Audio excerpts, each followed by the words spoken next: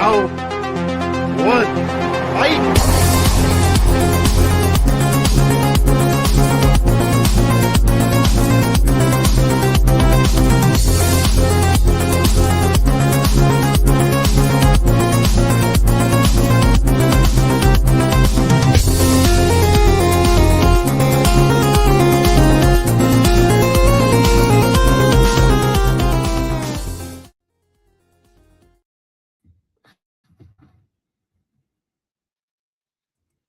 Hello, everyone, and welcome back to the Movie Hero Network. This is Tournament Fights, episode number 415, and today is part 3 of our Summer Blockbuster Mystery Series. I am Austin Pazhel, your co-host here on the Movie Hero Network, and Jordan will be along in just a few minutes, but I got another great panel to help me break down another part of these Summer Blockbusters, and we'll bring it on in, and let's bring in our good partner to the channel, Mr. Malcolm Lay. How's it going, Malcolm? It's going good, and yeah, just ready to talk about some of these movies. Yeah, for sure. We got Miss Selena Cruz. Hello, Selena. How are you? Hey guys, I'm doing good. Ready to get these movies talked through, and saw some new ones today where it's like, debating to see, and then end up seeing them. They were pretty good. Yeah. And of course, Mr. Jonathan Caro joining us once again tonight. How's it going, Jonathan? I'm doing spectacular. Yeah, we're going to talk about some heavy hitters tonight. It's going to be a little more difficult compared to the two parts. Yeah, no, we definitely got some all-timers in here tonight, and so, again, some sleeper hits and some some underrated hits, things like that. So nice little blend, and we'll talk about it here in just a second. But yeah, how it's been working, if you haven't been following our series so far, is we've already had parts 1 and 2. This is a 5-part series in total. So this is part 3, and what we've been doing is we've been taking randomized kind of summer blockbusters. We've made some adjustments here and there, kind of subbed in some things for some other things. So we got a nice mix of movies in here this evening from all different eras. And whatever makes the Sweet 16 tonight will then join some other Sweet 16s from the other parts. We're building up to kind of a final 64 bracket that we'll have. So this will be the third Sweet 16 that will then get added to that. And we'll see just what wins the other ones. So we've had we had Wonder Woman win a bracket. We had what was the other one? The Avengers, yes, that's right. The Avengers and Wonder Woman. So both we had a Marvel and a DC movie win so far, but ones that had not won before. Will another comic book movie win tonight? I don't know. We'll see. Or will it be something totally different? We'll see what happens. But yeah, these are all randomized, so there's no seating in the actual bracket. It's all random, and I haven't even really looked at the matchups as well beyond the first one as usual. So, but I did try to pull some alternate posters just to spice it up a little bit and have a little fun.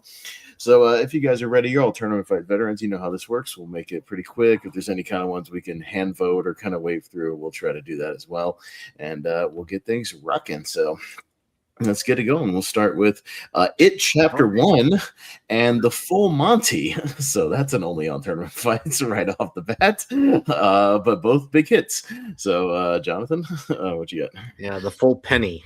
Right, Full Pennywise. Yes, that's right. You get to see all of Pennywise. Right. Funnily enough, let's get right off the gate. The Full Monty was the one that I saw for this. This is the only one I saw for this for the first time, and it's very good. It's an innocent tale about working class men who got laid off, and they're trying to find a way to make some money, and because they're desperate, all they have to do is just become strippers. They're working to become strippers to earn a buck. So it's very good. It's very innocent, wholesome, funny, amusing, and it's very good. It was a big hit, actually. We were very surprised by that, in the UK, and I understand that. But I remember this one.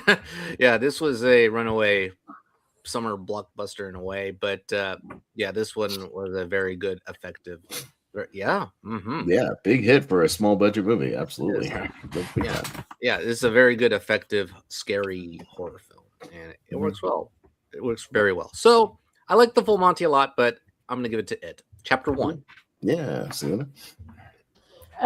So Full Monty was one of the 10 blind spots I didn't get to see that I was trying to fit in throughout my week, trying to see movies. But just the sound of it, I'm like, oh, okay, now I really want to see it.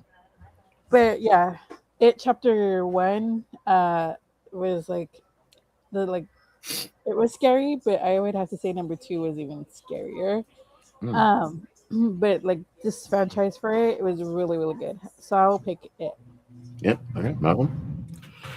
Yeah, I do quite like the Full Monty. I think it's a very solid movie, and just one that I was surprised when I first saw it. But yeah, it chapter 1 I think was really good. Was like the only it I was ever familiar with was the miniseries, and I've never read the books, but I think this the movies I think felt more like creepy and just less goofy than the Tim Curry one, if that makes any sense. But I think Bill Skarsgård was great as Pennywise. Like I would argue he could have been nominated for an Oscar for it. So I'll go at chapter 1. Yeah, fairly easy for me. I haven't seen the Full Monty yet. I'll get around to it eventually. But yeah, it chapter 1. I saw it opening night in a packed IMAX house, and you don't see that often for a horror movie. And yeah, $35 million budget makes $700 million. That's a massive hit for a horror movie. I think it's still the highest grossing horror movie of all time, I believe. So for an R-rated movie, I think so. Yeah, especially for an R-rated movie. But yeah, I think it even in general is still the highest grossing one just by box office. So yeah, huge hit. And yeah, I'll vote for it here. So all right, moving on to The Hitman's Bodyguard and Charlie's Angels Full Throttle. I'm sensing a hand vote here. Yeah. Is that what I'm sensing here? Okay. All right. Hitman's Bodyguard. There was both of them were fun. That one was funny. I like that one. It's fine. It's good enough. While you're watching Charlie's Angels, hell no. Malcolm. Okay. All right. So that's fine. Yeah. This might be an easy pass for it. Chapter 1. We'll just put it. Yeah. On the night. Well, welcome to the Sweet 16. It. You had an easy little corner here. All right. We'll go down to Ghost. And An American Werewolf in London. So kind of a ghost movie and a werewolf movie.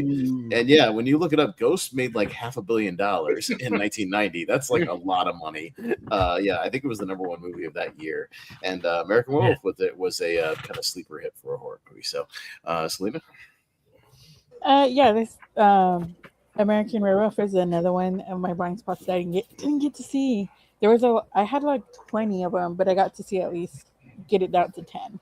But Ghost is my favorite movie ever. Wow.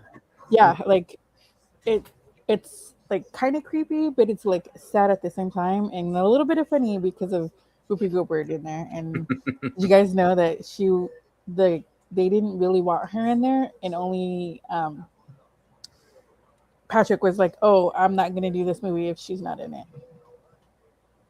Okay. So I'm gonna pick Ghost. All right. Yeah, I love An American Werewolf in London. I think it's a really good werewolf movie. But Ghost, I think, is fantastic. Like I love it a lot. I think it's a really great sort of drama movie. And yeah, and I don't think it comes up as much as it should. So I'm gonna go Ghost. All right. Well, don't go Ghost yet. We need you for the rest of the show. That's after the show. Yeah, I know. I mean, I like these movies very much. I saw Ghost for the first time last year. Filled in that blind spot. It was one of my favorite first-time watches of last year.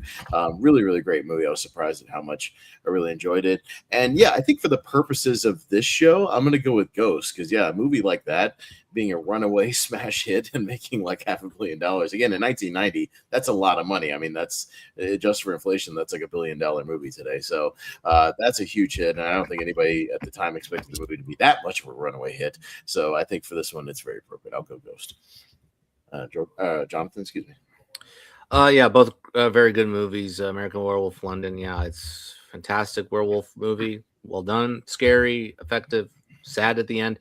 And Ghost kind of the same way, except that actually, yeah, it's funny, romantic, and sad. But this was a runaway blockbuster hit in 1990, and I was surprised when I was looking up the history books. And yeah, I can understand it. It's for everybody except for kids. But yeah, I'll give it to Ghost. Yeah, this is a great movie. Yeah, I agree with Selena. All right, I'll go Ghost here. Okay, and moving on down to Alien Romulus. And a League of Their Own. So, an Alien League of Their Own. Yes, that would be crossover. But Malcolm, what do you got here? Alien Romulus is one of those movies that that I didn't know if it was going to be as good as it was. But I think Fede Alvarez like understood the Alien franchise and managed to do a really good job. Well, there's definitely some moments where it's like I wasn't too sure about the basically in home. That's kind of the weird one there, but I still think it's a pretty solid movie in general, and I do love A League of Their Own. I think it's a really good baseball movie, but I'm gonna go Alien Romulus. Yeah, no, those are both very good in their own right. But yeah, over time, I think Alien Romulus has become like my third favorite Alien movie. I think it's really, really good. I saw it 3 times in theaters. I've seen it a couple of times since I've got it home. I just think this movie looks great. I love the way they blended in the practical effects to make it kind of blend in with the timeline that it fits in between the first and the second movie. And Fede took care of it, to kind of make this nice little love letter to the series. And I'm a big fan of it. I like it quite a bit. So I'm going to go Alien Romulus here. Jonathan? Yeah, I like Alien Romulus. It's very good. I was surprised at how much I liked it in comparison to other, like even Alien Covenant. Covenant was kind of a letdown, but Romulus is a very well tight, grimy addition to the franchise. And Kaylee Spaney and David Johnson, good performances. And A League of Their Own, yeah, it's very wholesome. This was a big blockbuster. Obviously because of the cast, but also that positive spirit, the positive vibe. It's the definition of that summer blockbuster entertainment. So it's close. I'm gonna go. You know what? A little interesting. A League of Their Own. Yeah, Selena. Yeah, this is one of the blind spots I had that I was able to see, and it was very interesting. Like, I usually don't like the Aliens movies, but I actually liked this one. It wasn't like they had a little bit of jump scares at you, and you're like, oh, and then you're just like, oh, okay, cool. And I was like, my parents were like watching me watching it. Like, it was funny because like I had my laptop, and they were like laughing at me because I was like commenting on it and everything, and they're like, you're weird, Selena. But I was just like, I have to watch this movie. But it was really good. But nothing can beat League of Their Own.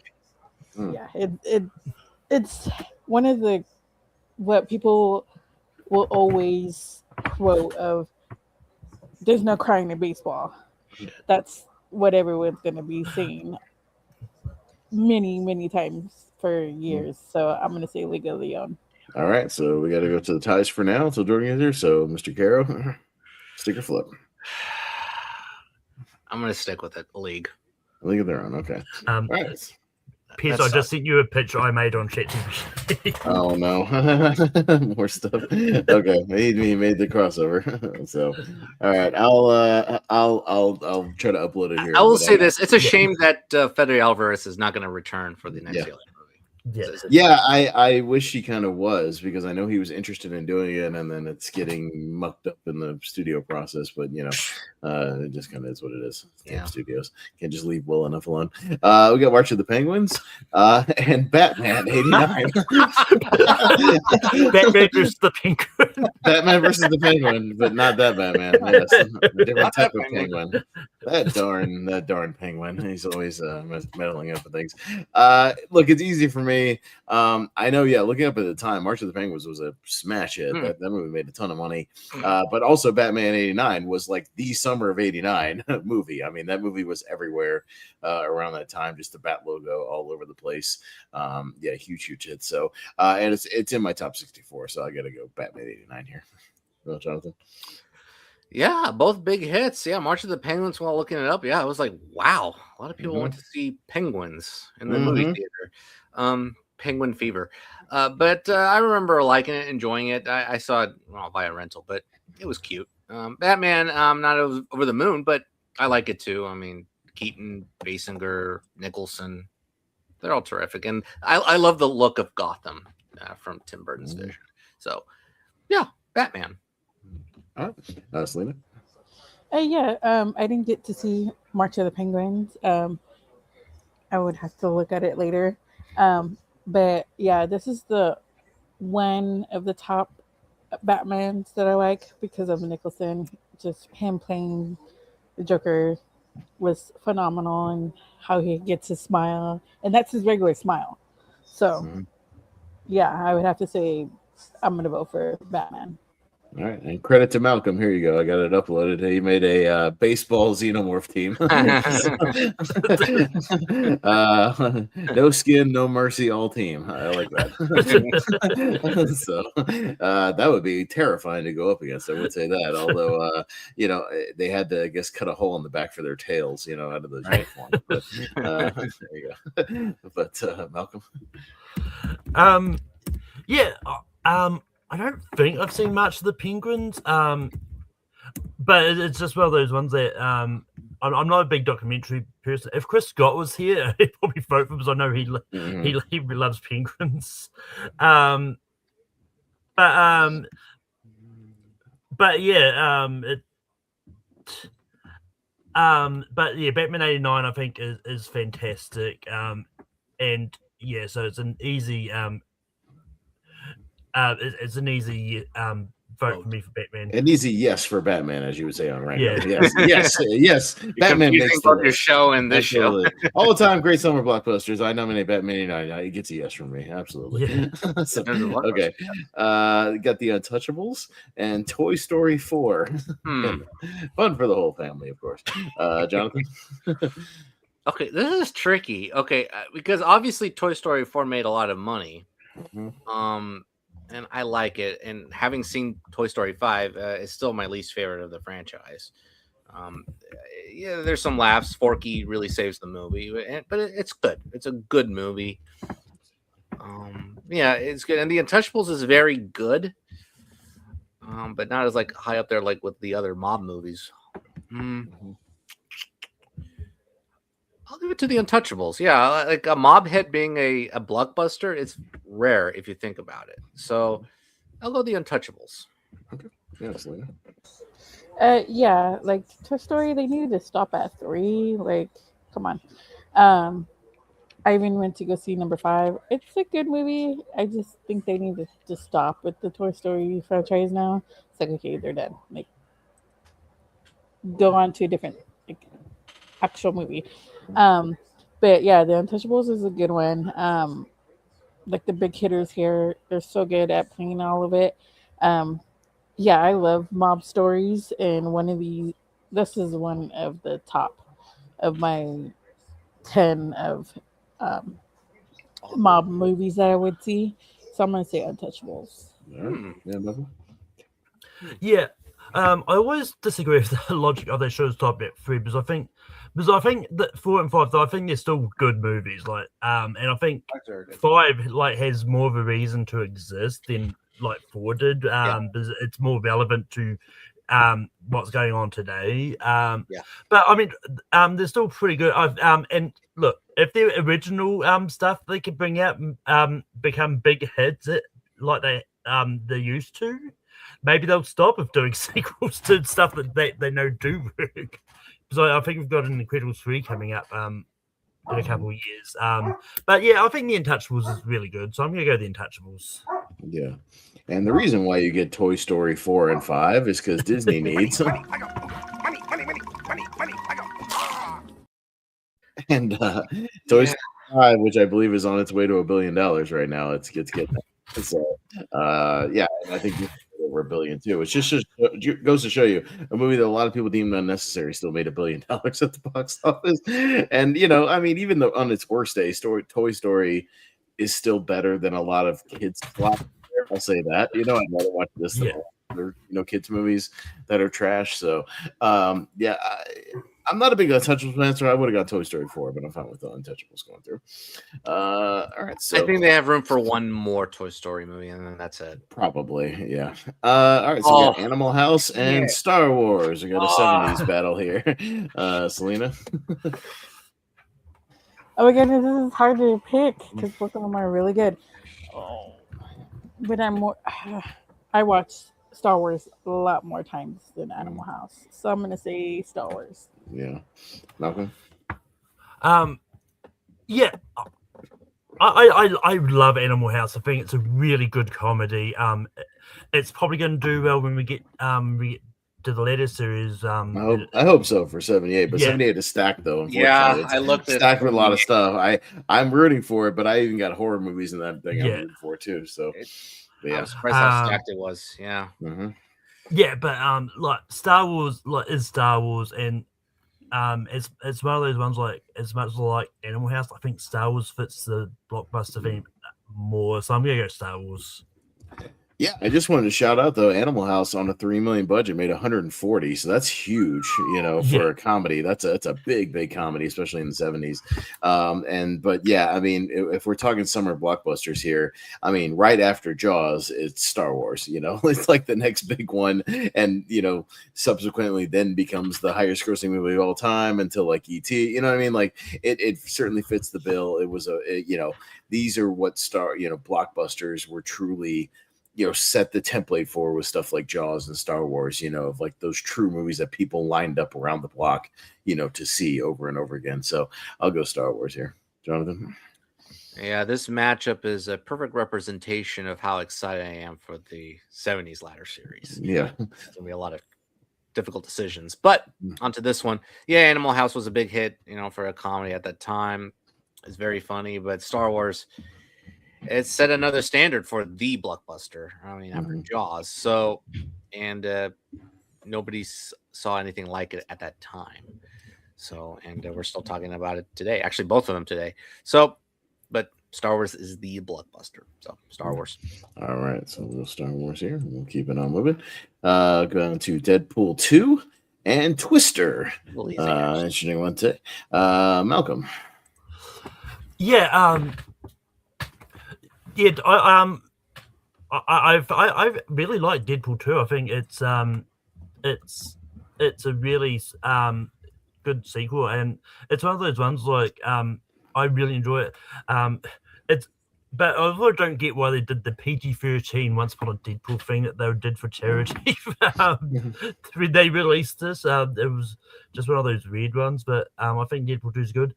Twister, I really love. Like I saw it for the first time. I think it was last year. And yeah, I think it's just really good. It's one of those ones I wish I saw it in a theater, but unfortunately, in New Zealand, they don't re-release movies as often as they do in the States.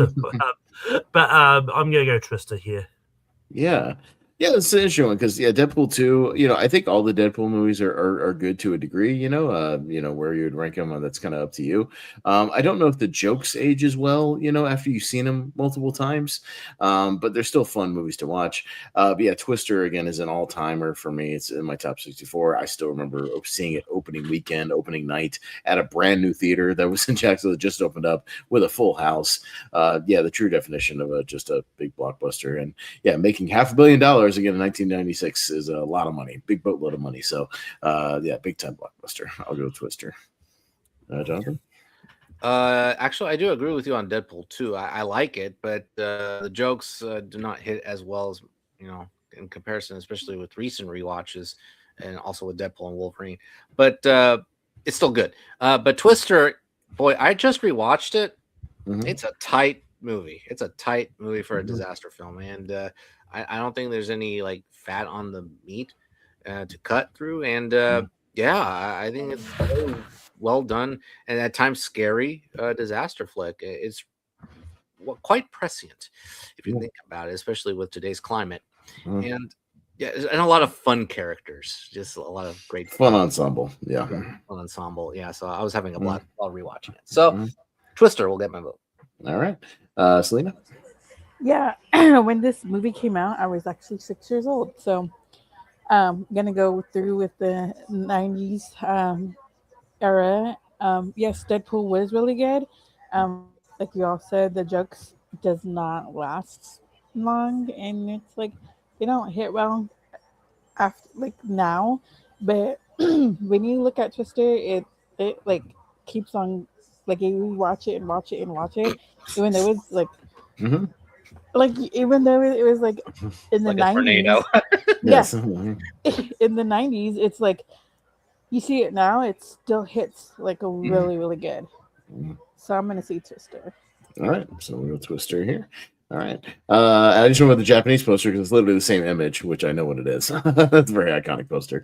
But yeah, fun stuff there. All right, so we got another superhero. We got Spider-Man 3 and Horrible Bosses, which was a pretty big hit for a comedy as well. So it's on me. Yeah, I mean, it's interesting because Horrible Bosses is a really solid comedy. Again, a fun ensemble. Yeah, some really good turns from, like on the poster. Colin Farrell is fun. Kevin Spacey is a proper asshole in that movie. There's plenty of good stuff with the ensemble. And Spider-Man 3, again, I don't hate it as much as everybody. I just feel it's a little overstuffed. I think, and a lot of that was the studio trying to just cram in a lot of characters and subplots when it didn't need, as much as it did. But it still made money, and I still enjoy it for what it is. I'll probably just barely go Spider-Man 3 here, but it's fairly close. All right. He made it. Hey, what's up? Sorry, my internet was having issues. I should have been here 5 minutes ago, but it was having issues. Right. Well, you're here in time, and it's your turn for Spider-Man 3 and Horrible Bosses, Jordan.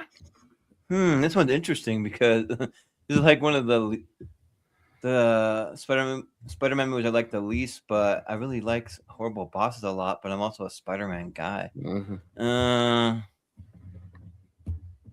I'll give it to Horrible Bosses, sure.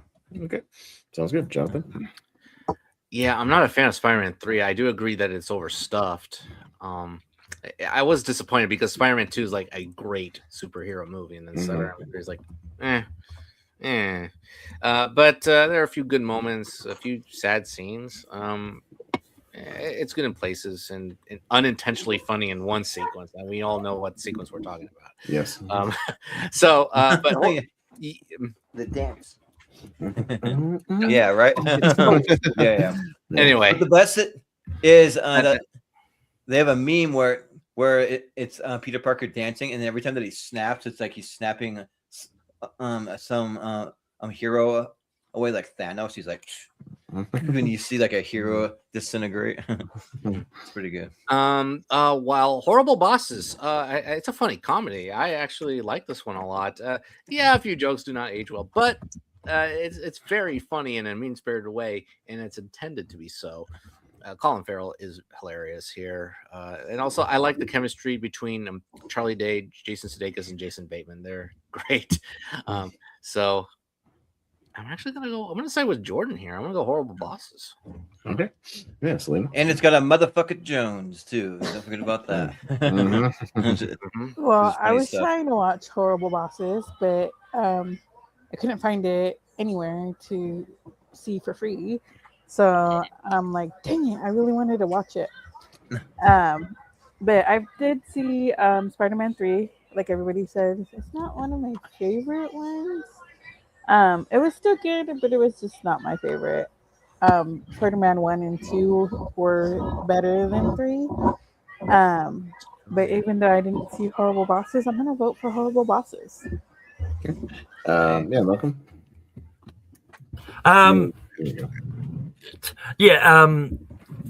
Yes, just like everyone else says, Spider-Man 3 is just it's good. I don't think it's as much of a train wreck as some people think in the community. I think it's fun for what it is, but it is like overstuffed. And it kind of feels like it was like I know Sam Raimi famously didn't want to use Venom in the movie, so it's like so it kind of has that feeling of Halloween 2, where it was like, you want me to put Venom in there? I'll try and do as bad as I think he was okay with like teasing it, but he wanted to do it in the fourth movie. Like he wanted to build up to the Venom thing and have it be its own thing, which makes sense. There's more than enough material there with Venom. Like he was okay with having like Eddie Brock, the character in the movie, and then like doing the Venom in the next movie, like that's fine. Yeah. Then when the studio was just like, no, you got to put Venom in the movie full on. And he's like, I don't want to do that. Well, you have to. I think that like for me, the Venom stuff really worked, except for the Topher Grace of it all. It should have been someone else playing it, not Topher Grace. So basically, Venom. Yeah. Sorry, Mark. Go ahead. But yeah, I mean, but I think Horrible Bosses is really good. I like it, and it's very rare that you'll have it like a comedy be like a big hit, as you said earlier. So you know what, I'll go Horrible Bosses here. Okay, so that's good. All right, Horrible Bosses. All right, moving on down to The Hangover, another hit comedy, and Scary Movie, the original Scary Movie. So 2 big hit comedies here. So Jordan, you're up first on this one. Yeah, I mean, I am famously not a fan of The Hangover. I just don't find a lot of it funny.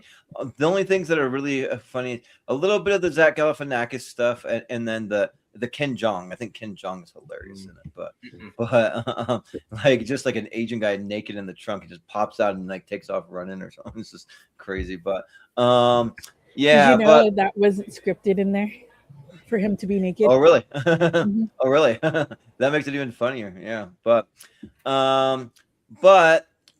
the first Scary Movie is one of the best ones, and like they got the "What's Up" in there, and they got the and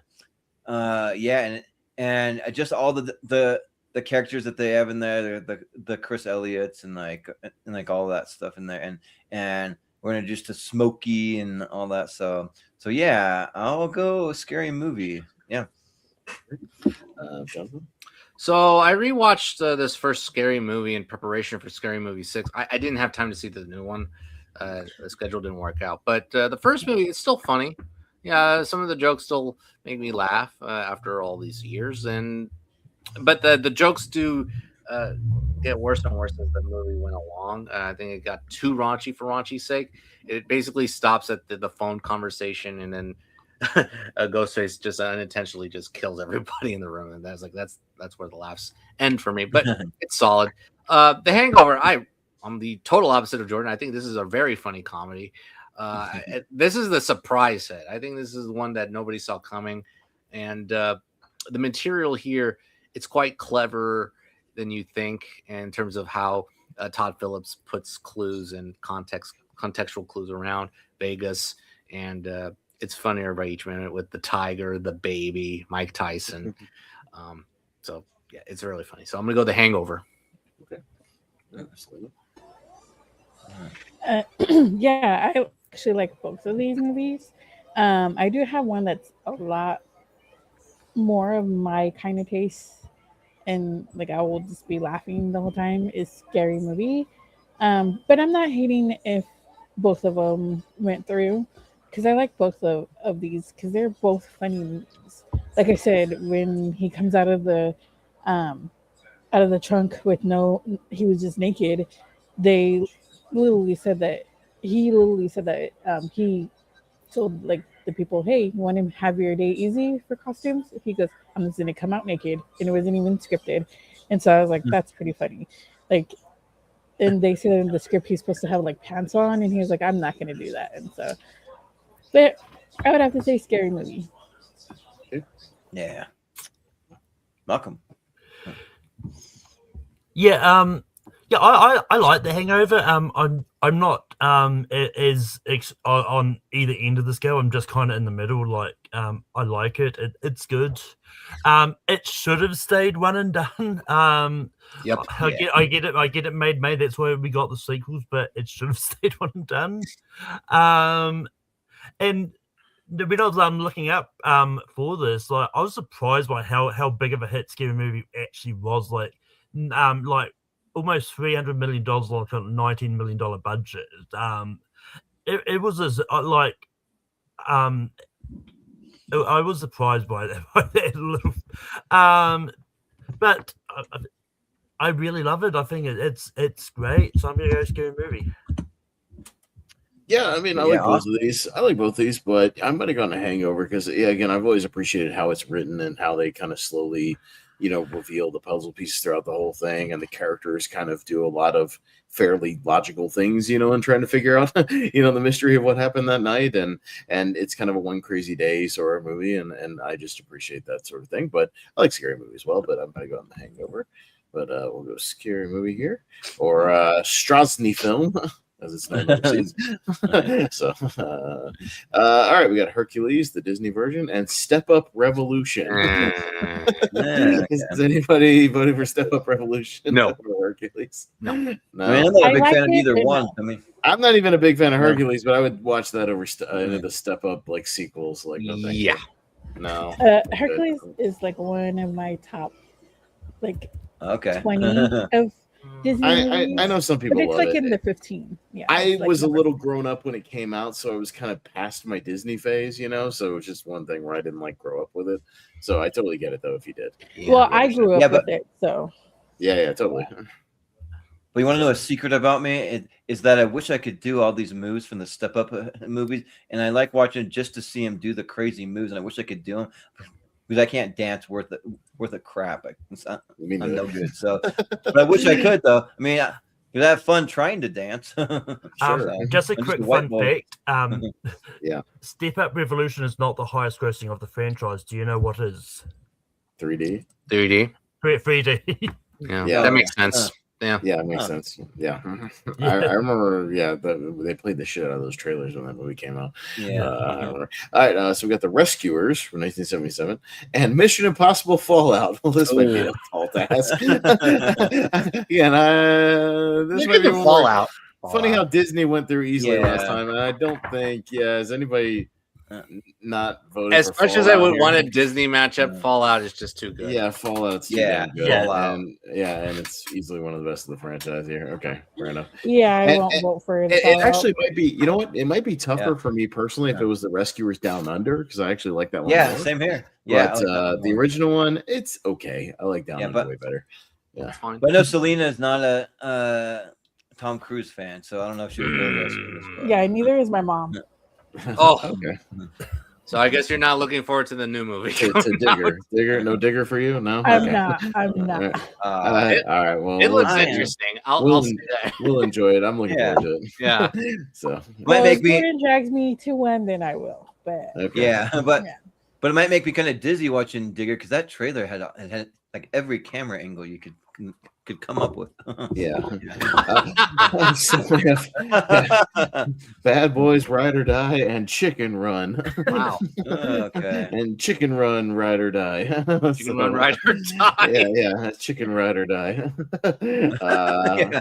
Chicken I don't know why. I'm kind of feeling a hand vote on this one too, honestly. Yeah, To go through I this. am kinda. Yeah, I'm kind of feeling a hand vote. All right.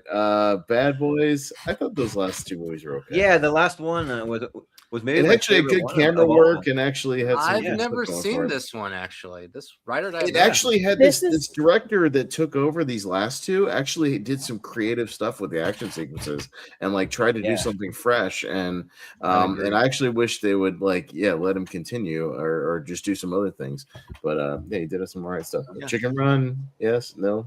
yeah. Okay. me Well, too. this is Fair the enough. for Bad Boys. This is the one of the other ones that had a blind spot, and I saw it. It was really good, and I liked how they're like Reggie was like he had killed 15 people, and they're like he's not cooking the chicken on, and they're like, you know what? He has a crazy look in his eyes.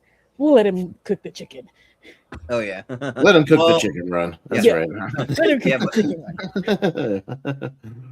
But I did Yeah. appreciate that this Bad Boys had way less Michael Bayisms. It's like less like weird 'Cause shots it's a of, new like, director, the yeah. bikinis and less like weird Yeah, gratuitous Austin just like action. Just yeah. So Yeah, no, they had a new kind of creative team behind it. It wasn't bad. So Yeah. yeah, it made money. I just don't like chicken runs. Okay, fair enough. okay. All right, so we got 1408 Oh, God. and How to Train Your Dragon man. 2. Okay, so Okay. another interesting one, but we can vote on this one, Jonathan. What you got?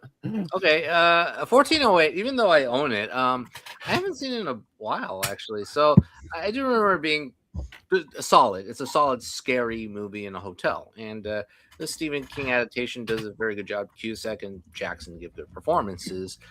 However, How to Train Your Dragon 2, this is one of the stronger DreamWorks movies. This is certainly like a darker chapter, a darker epic in its animation realm, and it's quite chilling and also equally as beautiful as the first movie. And this, talk about making money. How to Train Your Dragon 2 is a huge hit.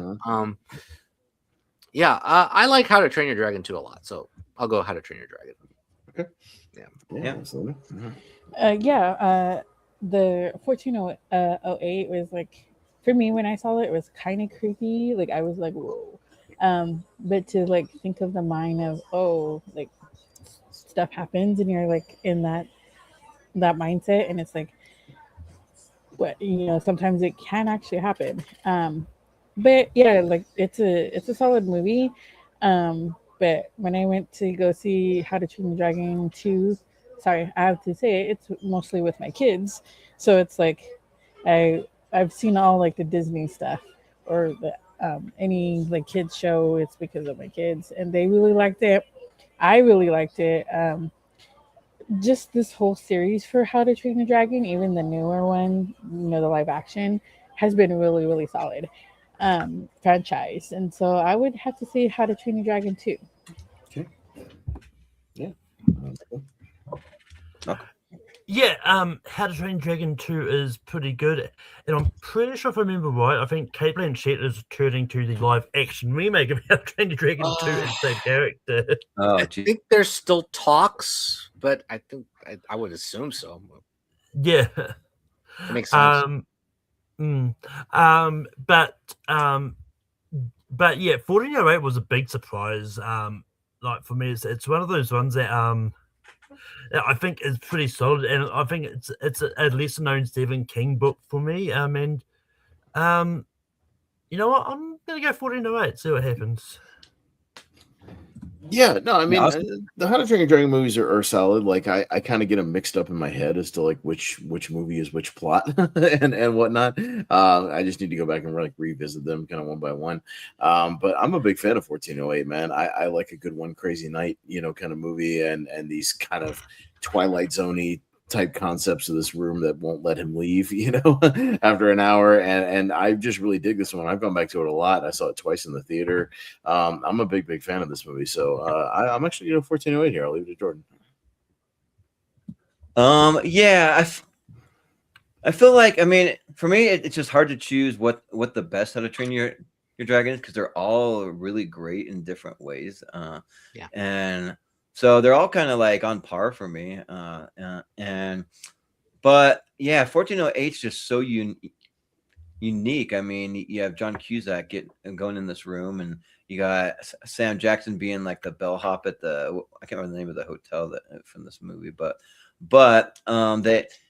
he goes in the room and like just pretty much chaos ensues, and like for me, I feel like it's things that are actually happening within this room because it's haunted. But some people have heard a theory that's all in his head. But like I think that like it's pretty haunting and chilling and cool how they make this room transform into all these different things. And so yeah, I'll go 1408. Okay, so Yeah. that's all right. A little more You need to horror. rewatch it. Yeah, I gotta rewatch it. It's better than you might remember. That's cool. It's really, really solid. I got a heck of a deal for the movie anyway, so it's in my shelf. But yeah. All right, so we got the Meg and we got Talladega Nights. So Selena. Meg is actually the one that I did see. That was one of my blind spots, and that one was actually pretty cool. I was surprised because like not a lot of movies will show like the actual creature, but this one did. And like what was surprising that what came out was 2 of them instead of just 1, and it was like mind blowing. And so yeah, that was pretty cool. But I'll always pray to baby Jesus, and you can pray to whoever Jesus you want to. Yeah, right. Yeah, but yeah, I like this one's always funny. But man, for me, Meg hit it like really solid for me today. So I'm gonna say Meg. Yeah. Malcolm, what do you say? Yeah, I like the Meg. I think it's fine. I'm not a big fan of it, but Talladega Nights I think is a fantastic comedy. And I'm gonna go Talladega Nights. Yep. Yeah, Awesome. it was funny when it was announced and when it was about to come out. I was like, "Oh, a megalodon and Jason Statham. This should be like the greatest movie of all time. Like Yep. this should be like up my alley. This should be the popcorn munching event of the year." I'm not expecting high art, but like I was expecting like, yeah, Jason Statham, just action, combined with shark attacks and craziness and him eating boats and you really don't get that in this movie. You get like goofy underwater drilling stuff and just like, yeah, it's kind of boring for a lot of it. And then like they don't even get to the thing going crazy and eating people to like the last 20 minutes of the movie. And it should have been like going ham like from minute one. So this movie should be better than it is, honestly. And even the sequel is worse. It's like way worse. The sequel's bad. It was on my worst of that year. So I'm gonna go Talladega Nights here because at least it's pretty damn solid from start to finish. Jordan? Yeah, that sequel for the Meg 2, Wolf, that is Awful. terrible. Awful. Very, very. But they Yeah. have an entire a sequel with the shark. He doesn't attack one damn person in the entire movie. He doesn't attack anybody. I'm like, what are we doing? Yeah. It's just crazy. But the first Meg is fun enough. It's got some cool shots and cool cinematography from the like underwater base when it comes and like cracks the glass and all that. But so it is good. I do think the first one's good, but I mean, Talladega Nights is just, I mean, if you ain't first, you're last. I mean, it's or like I love Sacha Baron Cohen's character, like I am coming for you, Ricky Bobby, like just, and yeah, there's just so many just great things that when I go back and watch it, I like find so many quotes like shake and bake, or like I want to go fast. So yeah, but I'll go with Talladega Nights. Yeah. Jordan, I sent you a crossover post that I made just for fun, but it's too good not to share. Okay, sure, yeah. Yeah. Well, I'm gonna go with the Malcolm's dog there. The Meg sucks. I hate the Meg. Yes, this movie and the second one. It should have been better for what it is because I was so excited for that movie when I saw the trailer. I was like, yeah, shark and Jason Statham, action, yeah. And then this movie, this is terrible. So while I was watching it, and look, I think people were craving it because they want to see that. I remember it was released late August, and just one last shark movie before they go back to school or work or whatever. But disappointment. And Talladega Nights is a very good comedy. I'm championing more comedies than I thought tonight. But Talladega Nights is very good, very funny. Yeah, it's well done. So Talladega Nights will get my vote. Talladega Nights. All right, we'll go through this one. Shake and bake. Yeah. Shake and bake. All right. We'll get Top Gun and the Angry Birds movie. So Top Gun? Top Gun? Okay, cool. Yeah, True Yeah. Hoops. Oh, the yeah. top movie of 86. Really Yeah, Holy shit. They made a lot of money. yeah, it made but a it made- lot of money. Oh, yes. made a ton of money, but here's that crossover that poster Malcolm sent me, the Meg Talladega Nights. Yeah. It's There's a that bunch of shark them, car like- at the bottom there that gets me. Oh, the mechanical shark car. Yeah. You know what Yeah. that looks like? That looks like a poster for Final Destination, Yeah, yeah. Yeah, it almost does. Yeah. It just looks like a movie that would be like one of those asylum movies of like Race Shark, like Shark, Racing yeah. Shark or something. Yeah, like some dumb thing. Like they're making like a God, what did I see the other day? It's like Water Park Shark or something that's coming out. So I'm like, oh my God, what are we doing? Like, just nonsense. Yeah. All right, so Where did he brings me come in right along here? here. I think. Oh yeah. Oh, sorry, Jordan. You came in for Horrible There. Bosses, right? there. Yeah. Yeah. uh-huh. Okay, Yeah. so Twister over Deadpool 2, but it was close. Yeah. it's close. Star Wars over Animal House. Yeah. Star Wars is Star Wars. Untouchables over Toy Story 4. Yeah. And Batman over March of the Penguins. Yeah, that was a no-brainer. No brainer. And the League of Their Own over Alien Romulus, but that was a close one. Oh, Got that dang, I one. would have gone Alien. Yeah, Romulus. I know, I did, but yeah, it was a close one. And then Ghost over American Werewolf. Ooh, Ghost is a big that movie. one's close. Yeah. Yeah, but Ghost was a big hit, man. I forget how big that movie was. And Hitman's Bodyguard over Charlie's Angels Full Throttle. Whatever. Oh yeah, that's that like bodyguard like The Bodyguard poster, yeah. And then It Chapter 1 over The Full Monty. So there you go. Okay, cool. All right. Man, I was yeah. trying to do another crossover, but like I don't know what it is. I haven't gotten any copyrights from any AI in like weeks, and all of a sudden, like just this afternoon, copyright after copyright. Yeah. All right, so we got Clueless and Pitch Perfect 2, Malcolm.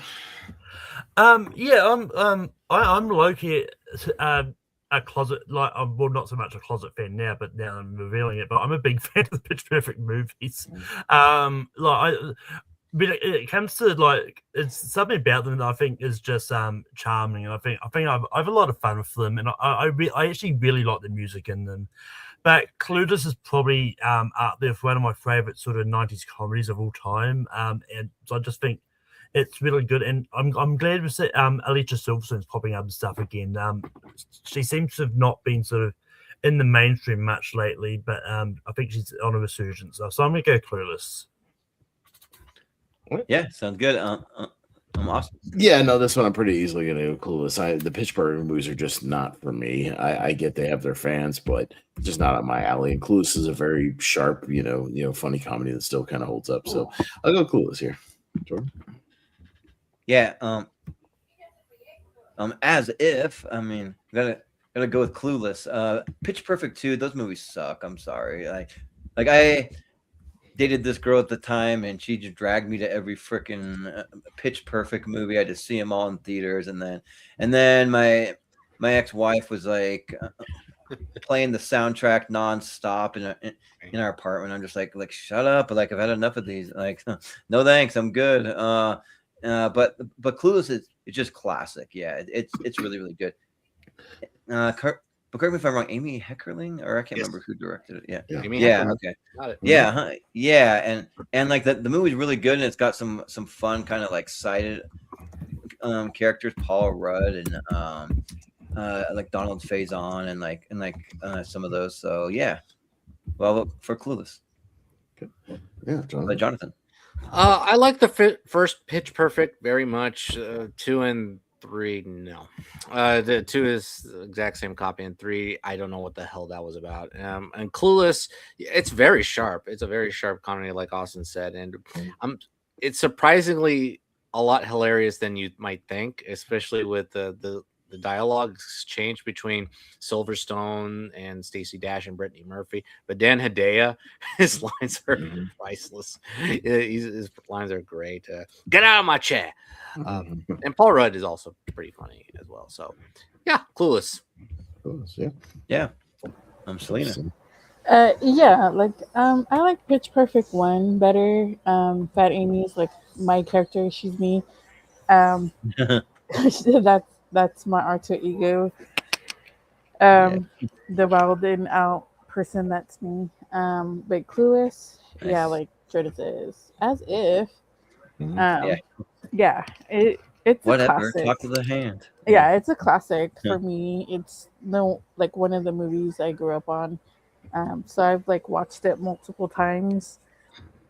And my brother would always put it on, and so I'm like, yeah, let's watch it. And so, yeah, Clueless is timeless. So I'm gonna say Clueless. All right, Clueless. Yeah. That's good. All right, moving on down to Ferris Bueller's Day Off and The Intouchables, which people may be like, what? Yeah, it's the French film that scraped up like $500 million worldwide quietly. So yeah, we included it here. So it's on me. I haven't seen this one yet. It's a blind spot. I know of it. I'm familiar with it, and I'm familiar with that remake they did with Kevin Hart and Bryan Cranston. Yeah, which I thought was really weird. They would just remake that. That's very random. But I'm in a tough position because I'm not a fan of Ferris Bueller. I'm in the camp where I don't like that movie. So you know what? I'll go with The Untouchables here. Jordan? Yeah. So I watched the Intouchables for the first time for this, and the movie's great. Yeah, the movie's really, really good. It's a really good story. You like how these two guys kind of come from completely total different walks of life, and they kind of find a common ground and understanding, and even from the first scene that the opening where they're running from the cops, but then he gets away with it because the guy's handicapped and they're trying to get tell him get out of the vehicle, and they're pulling guns. He can't get out of the vehicle. He's paralyzed. He cannot. So and then they say they're on their way to the hospital, and so they get an escort. But it's a great relationship. I mean, I do like the Ferris Bueller quite a bit. I think that that's fun just seeing a one crazy day and just seeing them cut class, because I'm almost tempted to say who hasn't cut class before. I mean, but probably not everyone have done it. I cut class dozens and dozens of times, so many times that I almost didn't graduate. It was bad. So I had to retake I think it was my geometry class or something like that, because I cut it too many times because I hated that teacher. But probably one of my favorite quotes is pardon my French, but Cameron is so tight that if you stuck a lump of coal up his ass in 2 weeks, you'd have a diamond. So I think that that's really fun. And for as much as I do like the Untouchables, I gotta go Ferris. I think it's classic. So. Bueller, anyone? Bueller? Yeah, I like the Untouchables. Yeah, it was a good, heartfelt movie. Yeah, you could view it from a fantastical perspective, and it's kind of ridiculous. But it's very well done. Both Omar Sy and Francois Cluzet give great performances. There's some warmth, closure, and unexpected laughs coming out of left field. So, yeah, it earns your comfort. And in the ending, it wraps up nicely. So it's an endearing movie. But Ferris Bueller's Day Off, I really much like. I very much enjoyed it. I know he's an a-hole, but he's a very funny movie from John Hughes. And I'm thinking of a teen matchup, actually. So Ferris Bueller will get my vote. Okay. I haven't seen this version, the French version of the Untouchables, but I've seen the one with Kevin Hart. So I've seen the remake. That one's I liked that one. I would have to try to find this one. But yeah, Ferris Day, that one is hilarious. Especially when the principal is trying to catch him and he ends up getting beat up and stuff. And so there's certain parts that are really, really funny, and then it's really, really serious, but it all around it's a really good movie. So I'm gonna say Ferris. Well, you can find on Tubi. Yep. Yep. There it is. Tubi. So Tubi, and I watched it for free on YouTube. It's just straight up on YouTube. Oh. So Okay. Malcolm? Yeah. The Untouchable is actually the second Omar Sy movie we've had in this bracket, because he was the voice of Red in the Angry Birds movie. Oh, gee. And as I found out when I was looking up his filmography, he was Bishop in X-Men Days of Future Past, which isn't in this bracket, I don't Well, and he's also in Jurassic World, which isn't in this bracket, but would certainly count for this bracket. If there was in there. Any other Omar Sy movies? Yeah, those are all the main ones. He was around for a couple of years, and he hasn't really popped up a lot lately. But yeah. Well, he was the voice of Hot Rod in Transformers Last Night, but that's also I'm going to throw out there. Yeah, I haven't seen the Untouchables. Weirdly enough, it's not the only foreign language movie that was a surprise hit that we'll get to in this bracket. There's another one that is coming up. But I'm going to go Ferris Bueller's Day Off because I like it. I think it's great. All right.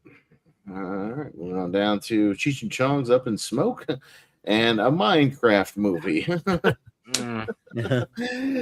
Both movies might be better when you're high.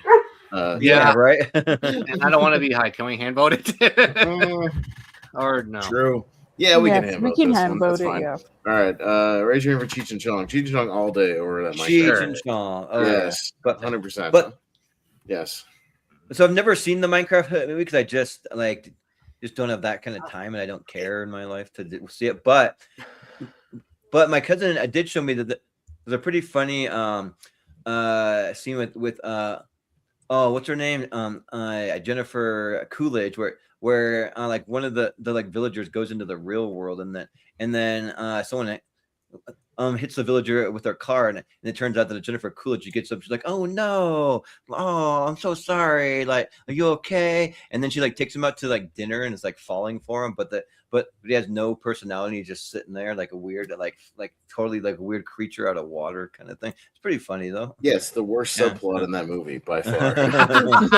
Right.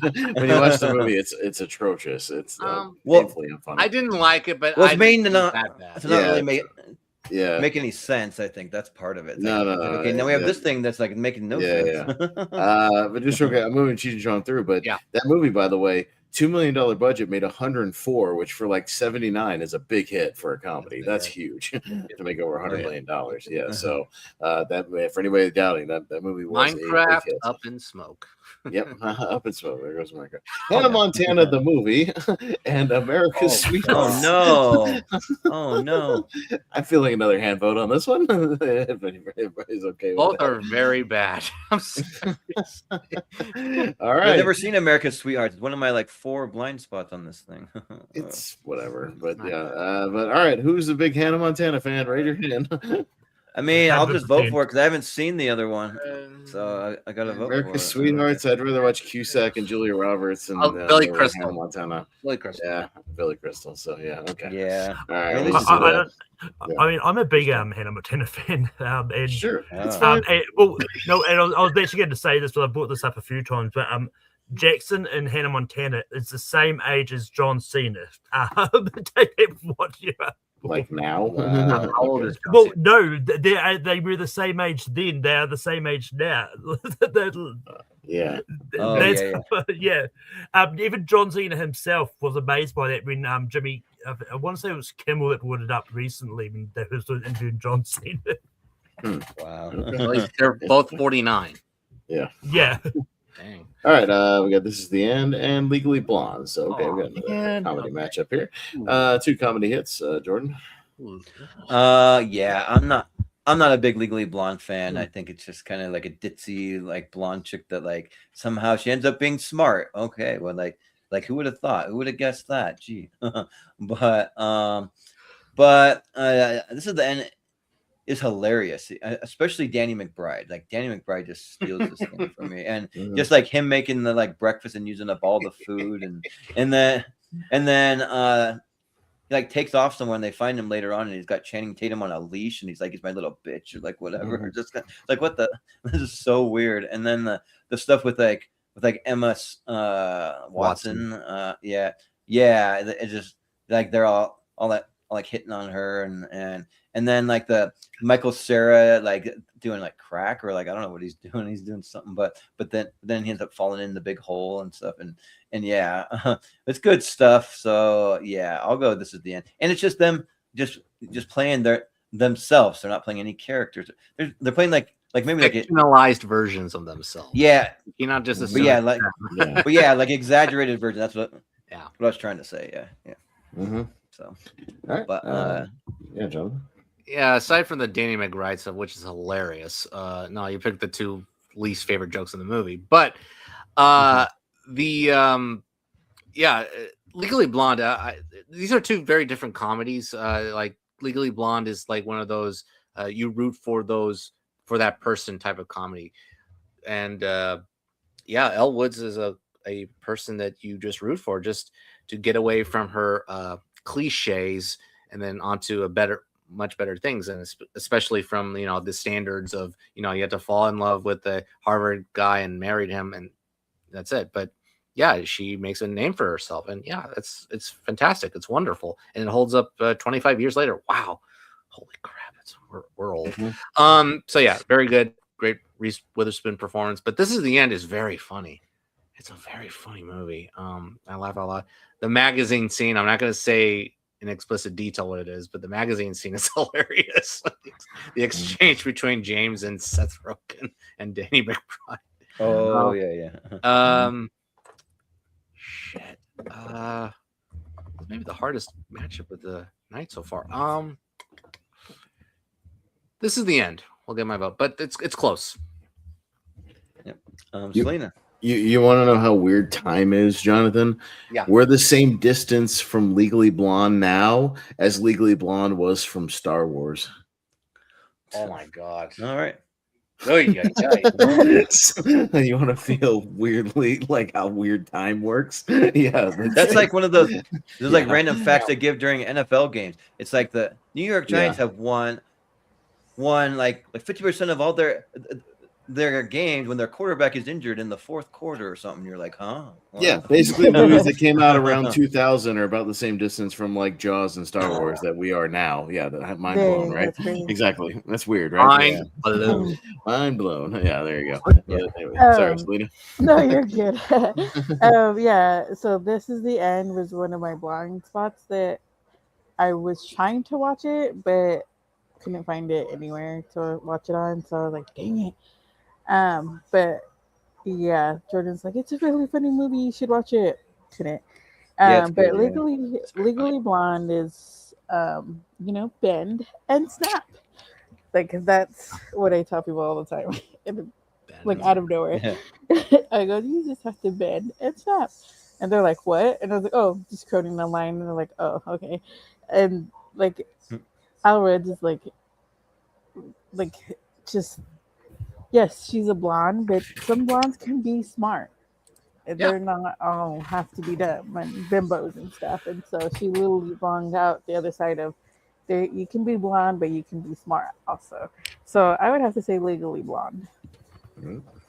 Yeah. Malcolm, what do you say? Yeah, I think Legally Blonde is a fantastic comedy, and it's just one of those ones where it's like I wouldn't necessarily like say that like it's just like going there. Oh, you blonde people. More of a case of like things she knows just happen to help her solve the case. Like especially when it comes to like hair care and like beauty stuff and all that. So it's just a lot of like coincidental stuff, but it's like I think it just works really well. I have started watching the TV series that just dropped at the start of the month. I've only seen the first episode, but the person that got that's playing Elle, the young Elle, is perfect. It's perfect casting in my eyes, and I do love This Is the End. I'm gonna go Legally Blonde. It's up to you, buddy.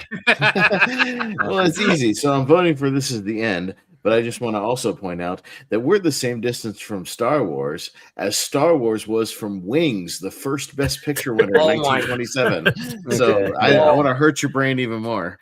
All right. Yeah. No, This Is the End wins because it has Danny McBride entering the movie to When the Shit Goes Down by Cypress Hill, and one of the greatest character actresses of all time. Yeah. So This is the End wins. That is pretty cool. All right. Anyways, Grown Ups versus E.T.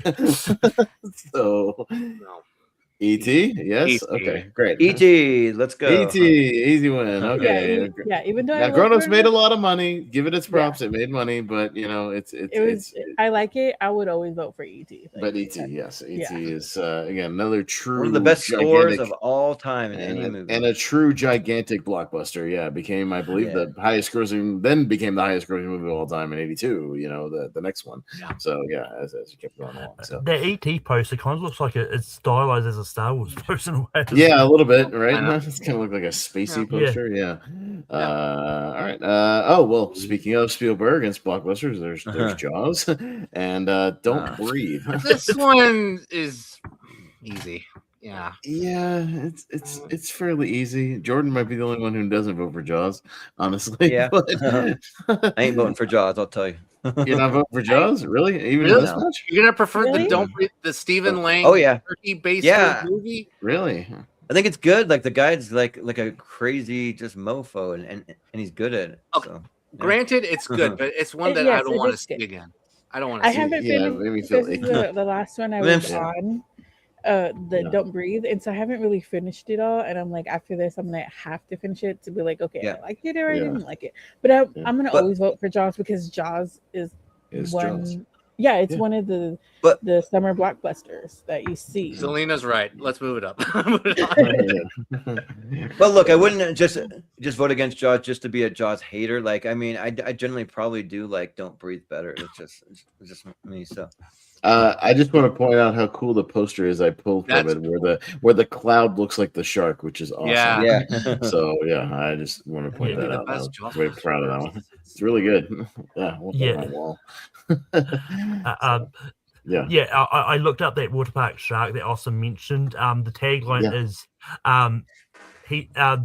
the pool, the food is not in the pool, you are the food, or something like that. The trail, it's one of those real quick. It's one of those movies where it's from like the director of Sharknado, so it's intentionally made bad, which I hate. I hate those movies because like when you're intentionally making it bad, it takes all the fun out of it being a bad movie. To be honest, I don't like the Yeah. Sharknado movies. It's not fun anymore. Yeah. All right, we got the Karate Kid Yeah. and the Proposal. Okay, all right, so Wow. yeah, Oh. yeah, strange match, but they were both big hits. So, Jonathan, Yeah. The Proposal. I wish that this movie were up against another Ryan Reynolds movie because it would have been a lot of fun. Yeah. But yeah, The Proposal. I Against like. Deadpool 2, it would have been fun. Yes. Oh, there's yeah. the other one, but yes. But this one's good. I like it. It's a fun, fish out of water kind of way. If you think about it, because it's about Sandra Bullock being caught, and she has to be deported to Canada. Otherwise, she's in trouble. But she hatches out a plan to basically say that she's married to Ryan Reynolds. So it's funny, and then they go to this weekend vacation. Well, not vacation. We can rendezvous in Alaska to celebrate Betty White's birthday. Yeah. So yeah, it's funny. It's funny throughout the movie. It's kind of sweet. They have good chemistry, and the Karate Kid, it's very good. Made a lot of money. I'm still gonna go with the Karate Kid though. Even though The Proposal, I do recommend. The Karate Kid is just a very good movie. So yeah. Karate Kid. Sure. Yeah. So- Selena. Yeah, I love the Proposal. My favorite part is when they're out in the woods at the fire and she ends up singing to the window, to the wall. Yeah. in Yeah, front of it's like the grandma. best. That's my When the sweat favorite drips part. down my balls, when she's like singing, And she's singing it, and Yeah. I'm like dying laughing at that part all the time. Pretty White. Every time I see it, and it's hilarious. That's I would watch it just for that part. But Danielson is another one of that you see as a summer blockbuster. When I was a kid, like everyone's like running to go see that, and it's like now that's what you think the Karate Kid is this is one of the biggest hits for the summer for that year, and so I'm gonna say the Karate Kid. Yeah. Malcolm, what do you say? Yeah, I'm not. I like the Karate Kid. I'm not the biggest fan of it. But I've only saw them for the first time a few years ago. And I just really love The Proposal. I think it's a fantastic rom-com. So you know what? I'm gonna go The Proposal here. Mm-hmm. Yeah.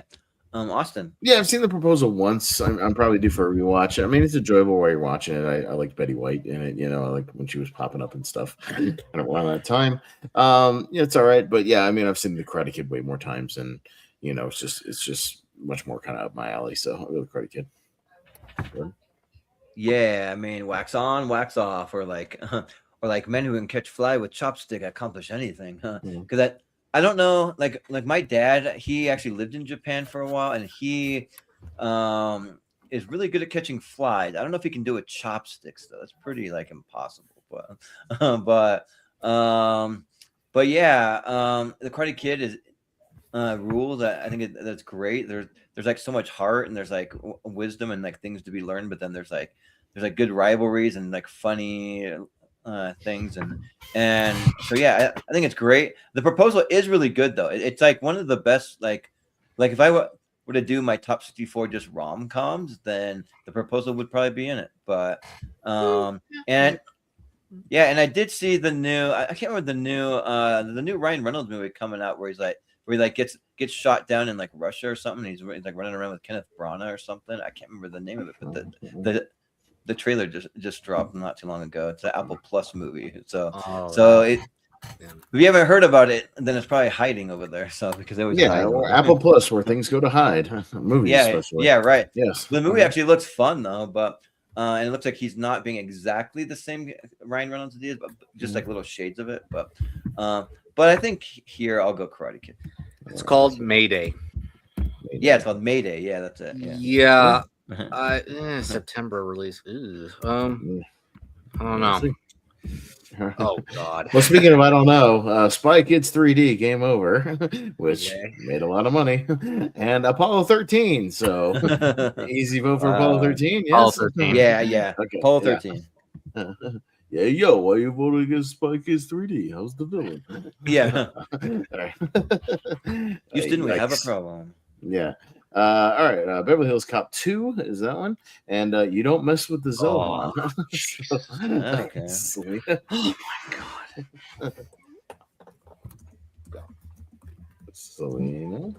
Yeah. Okay. I like the Zohan. Like, I'm an Adam Sandler's fan, but you can't beat Beverly Hills Cop. Like that. Yes, there's some of the movies that are not great as this first one, because this one's hilarious. Like they even said, like the other two characters that he was working with, actors that he was working with, couldn't stop laughing. So I'm gonna say Beverly Hills Cop. Yeah. Malcolm, what do you say?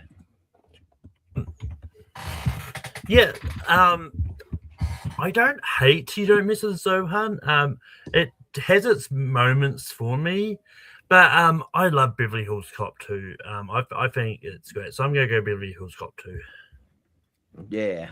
Austin. I unabashedly like You Don't Mess with the Zohan. I've seen the movie quite a few times because I think it just has a lot of random, like, silly humor that I just really dig. It's a movie you definitely couldn't make now, I don't think, because of all the escalation of the Israel-Palestine thing, but I think it's got a decent heart to it, like, and an okay message. And I dig how wacky it is. And I like Beverly Hills Cop 1 and 2. I'm not the biggest fan of those movies overall, so I'm gonna go Zohan here. See what happens. Jordan? Yeah. I think the Zohan is pretty good. I mean, I had a weird experience where the person I saw the movie with wanted to leave the whole time because it's like showing his butt and him naked on the beach doing weird like military maneuvers and like exercises or whatever. But I had a weird experience where the sound wasn't working for the first 15 minutes of the movie. And so all we were seeing was like that opening montage where he's like naked, like tug of warring a bull and like cooking fish. And like there was no music. There was no music or dialogue. And it was like the weirdest out of context thing without any music. So, and they had to start the movie over and fix the audio, but it was kind of funny. So, but I think Beverly Hills Cop 2 is great. Like I pretty much like every Beverly Hills Cop. I'll defend them all. Like I think that they're all pretty good. And yeah, like you know me, I'm a Judge Reinhold fan. I like when they bring in like Sergey and then like Aqua Foley and like just some of the even side characters that just create some really cool kind of like gritty like cop character like John Ashton in there, and then they got the one of the inspectors, Gil Hill. He's a black actor in there, but and then Paul Reiser being I think he's like by the fourth one he's a chief or something like that, but I can't remember if he is in this one at this time, but yeah, I'll vote Beverly Hills Cop 2. Okay. No. Okay. Zohan, abysmal. A terrible, abysmal comedy. I did not laugh once. But Beverly Hills Cop 2, even though it's less, it's not as funny compared to the first movie. The action is actually very good, especially because obviously it's under Tony Scott's direction. And yes, it's not as good as the first movie, but it's still at least compelling. I mean, the bad guys are pretty good in this movie. Brigitte Nielsen, Jürgen Prochnow, and there's another guy. I forgot who it was, but I think it was Stephen. No, that's the first movie. But yeah, I like it. So Beverly Hills Cop 2 will get my vote. Yeah. All right. Moving on down to we got some more Eddie Murphy. So we got Coming to America and Despicable Me 2. All right, so Malcolm. Yeah, the Despicable Me movies, massive hits, except the new one apparently. I don't think the new one's doing that well at the box office. But yeah, Spindle's not. I don't know if I've seen Despicable Me 2. I know I've seen at least the first one anyway. But I love Coming to America. I think Coming to America is great. So I'm going to go Coming to America. Yeah. Awesome.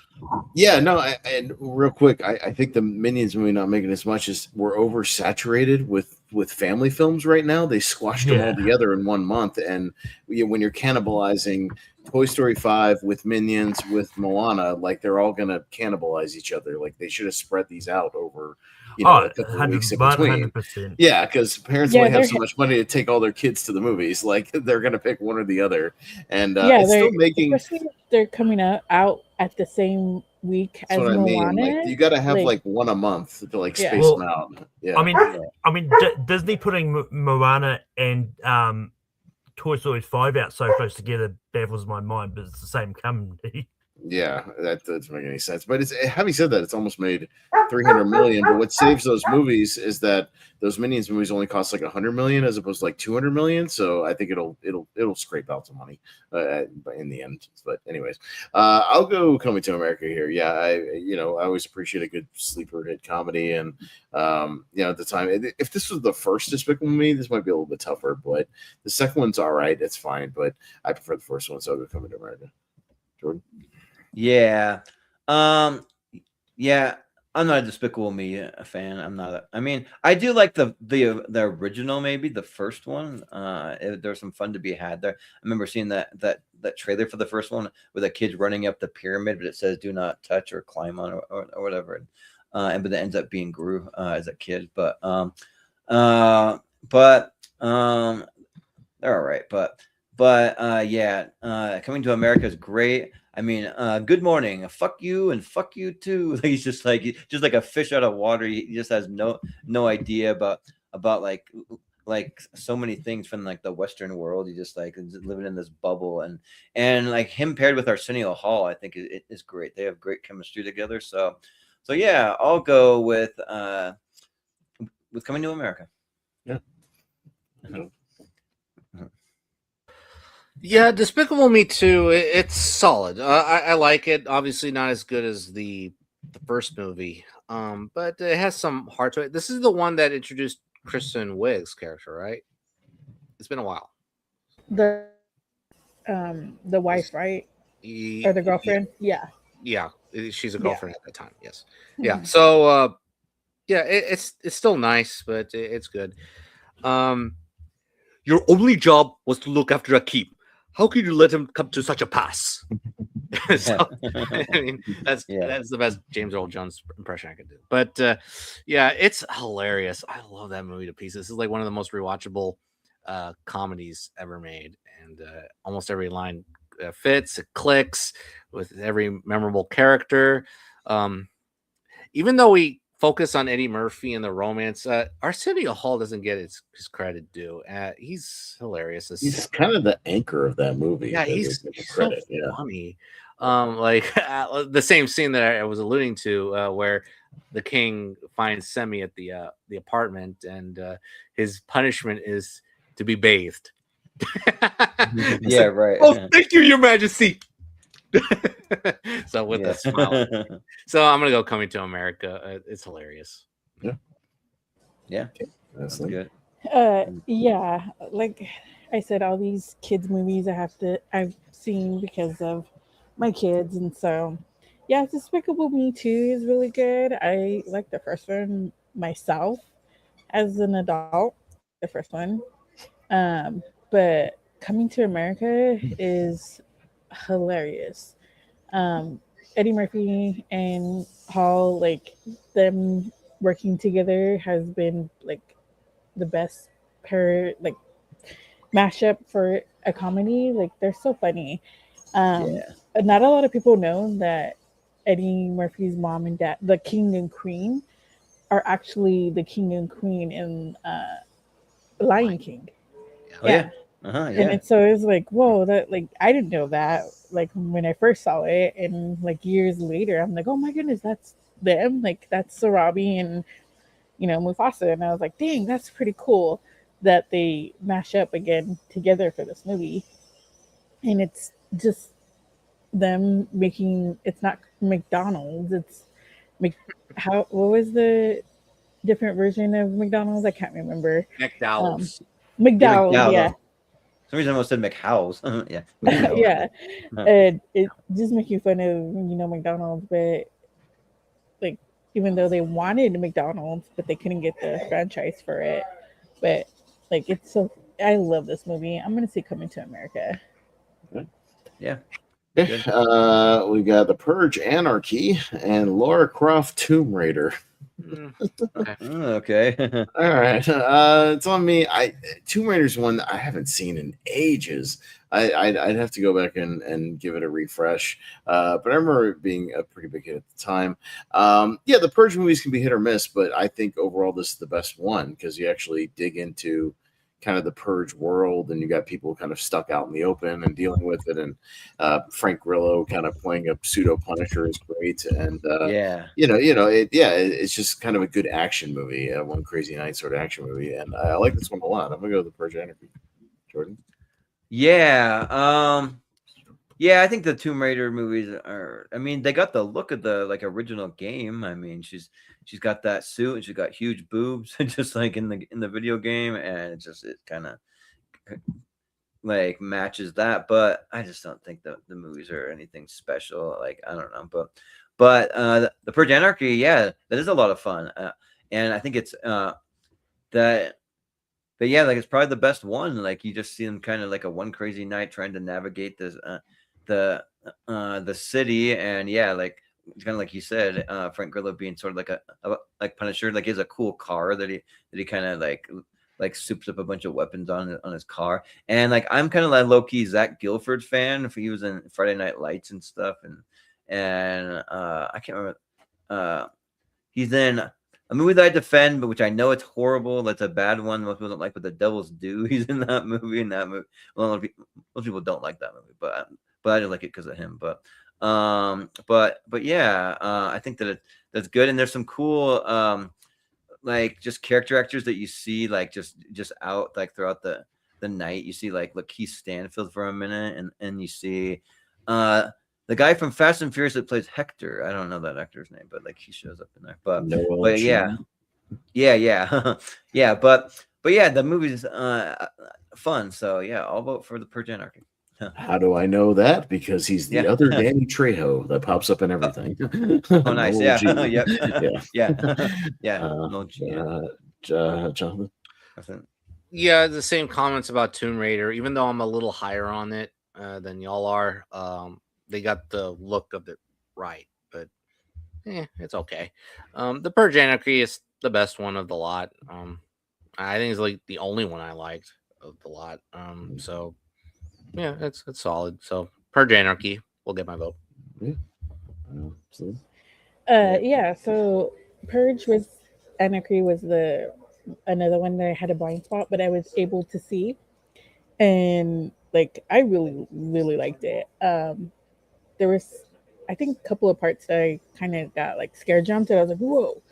But it was pretty cool, like how like this mom and daughter had to like literally try to save their own lives from like the big old I guess the person that wanted them was daddy, I guess.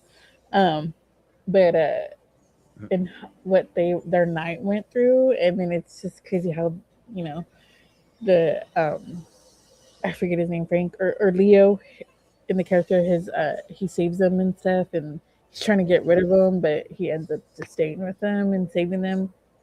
It's pretty cool.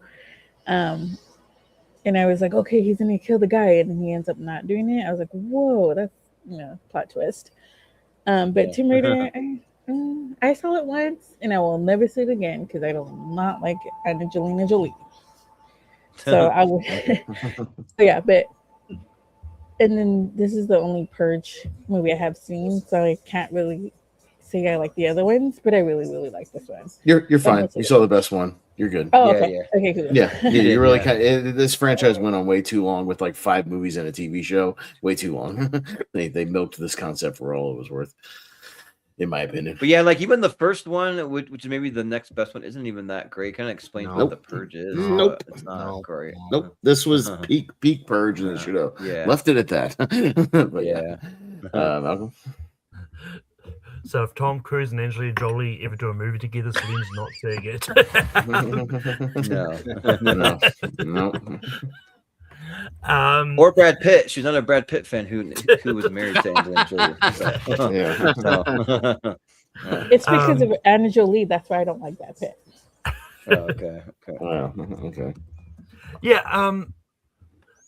I like all the. I actually quite like enjoy the Purge movies for what they are. Like, I think they're a lot of fun.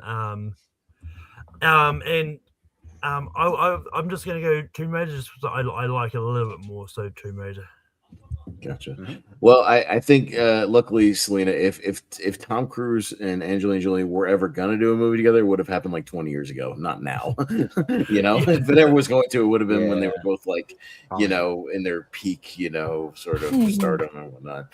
But all right, we got Freaky Friday and Garfield the movie. Boo! Can we like just vote that Freaky Friday is better? Freaky Friday, yeah, much better movie. Yeah, Freaky Friday. Yeah. Garfield is Garfield made a stupid amount of money though. It made like $200 million. Like I don't know why. Like it was a ridiculous hit, but yeah, still bad. So specifically, that's the Bill Murray Garfield movie, not The 2004 one. Yeah. Which But the best line about Garfield comes from Zombieland. He's like, "Do you have anything any regrets that you regret?" And he's like, Garfield. Yeah. Yeah, that's a good punchline on that movie. That's all you need to know. I just said to Chip, is the animated Garfield movie is a very similar title. It feels the Garfield movie, not Garfield the movie. Yes, that's with some A-side stuff right there. We got Alien versus Predator, AVP, and Lethal Weapon 3. Okay. Yeah. Okay. Jordan. Yeah, I mean, I thought Alien vs. Predator was fun for what it was. I mean, they find like a pyramid or something underground, and they're just like, they're like battling. And it is fun just to see a xenomorph go toe to toe with the Predator and all that. So that is fun. But I mean, Lethal Weapon 3. I mean, for me, like I don't know, like it could be one of my top ones. I mean. Because, I mean, I think 2 might be, but I do like when they introduced Joe Pesci in there, and I think that they have great chemistry still, and I was at a convention that had Mel Gibson and Danny Glover, and Danny Glover, like it makes sense that he was like it's sad that he was diagnosed with Alzheimer's. It kind of looked like maybe he was like slipping a little bit when I saw him. But he had a handler that was like helping him do a lot. But yeah, I'll go with Lethal Weapon 3. I think it's great. Okay. Yeah, AVP is not that bad, but boy, if it were grittier and hit with an R rating, boy, imagine the gnarliness behind it. But yeah, it's okay. It's fine. Lethal Weapon 3, it's solid. I don't love it as much as the first 2, but it's a good movie. I think it's just the villain. The villain's weak. Probably the weakest of the franchise, but it's still funny. I like Rene Russo's introduction, her chemistry with Gibson, and Pesci is Pesci. Pesci is really funny still in the movie. So Lethal Weapon 3 will get my vote. Yeah. I'm Selena. I didn't get to see AVP yet. I was looking at that one after Don't Breathe after I finished that one.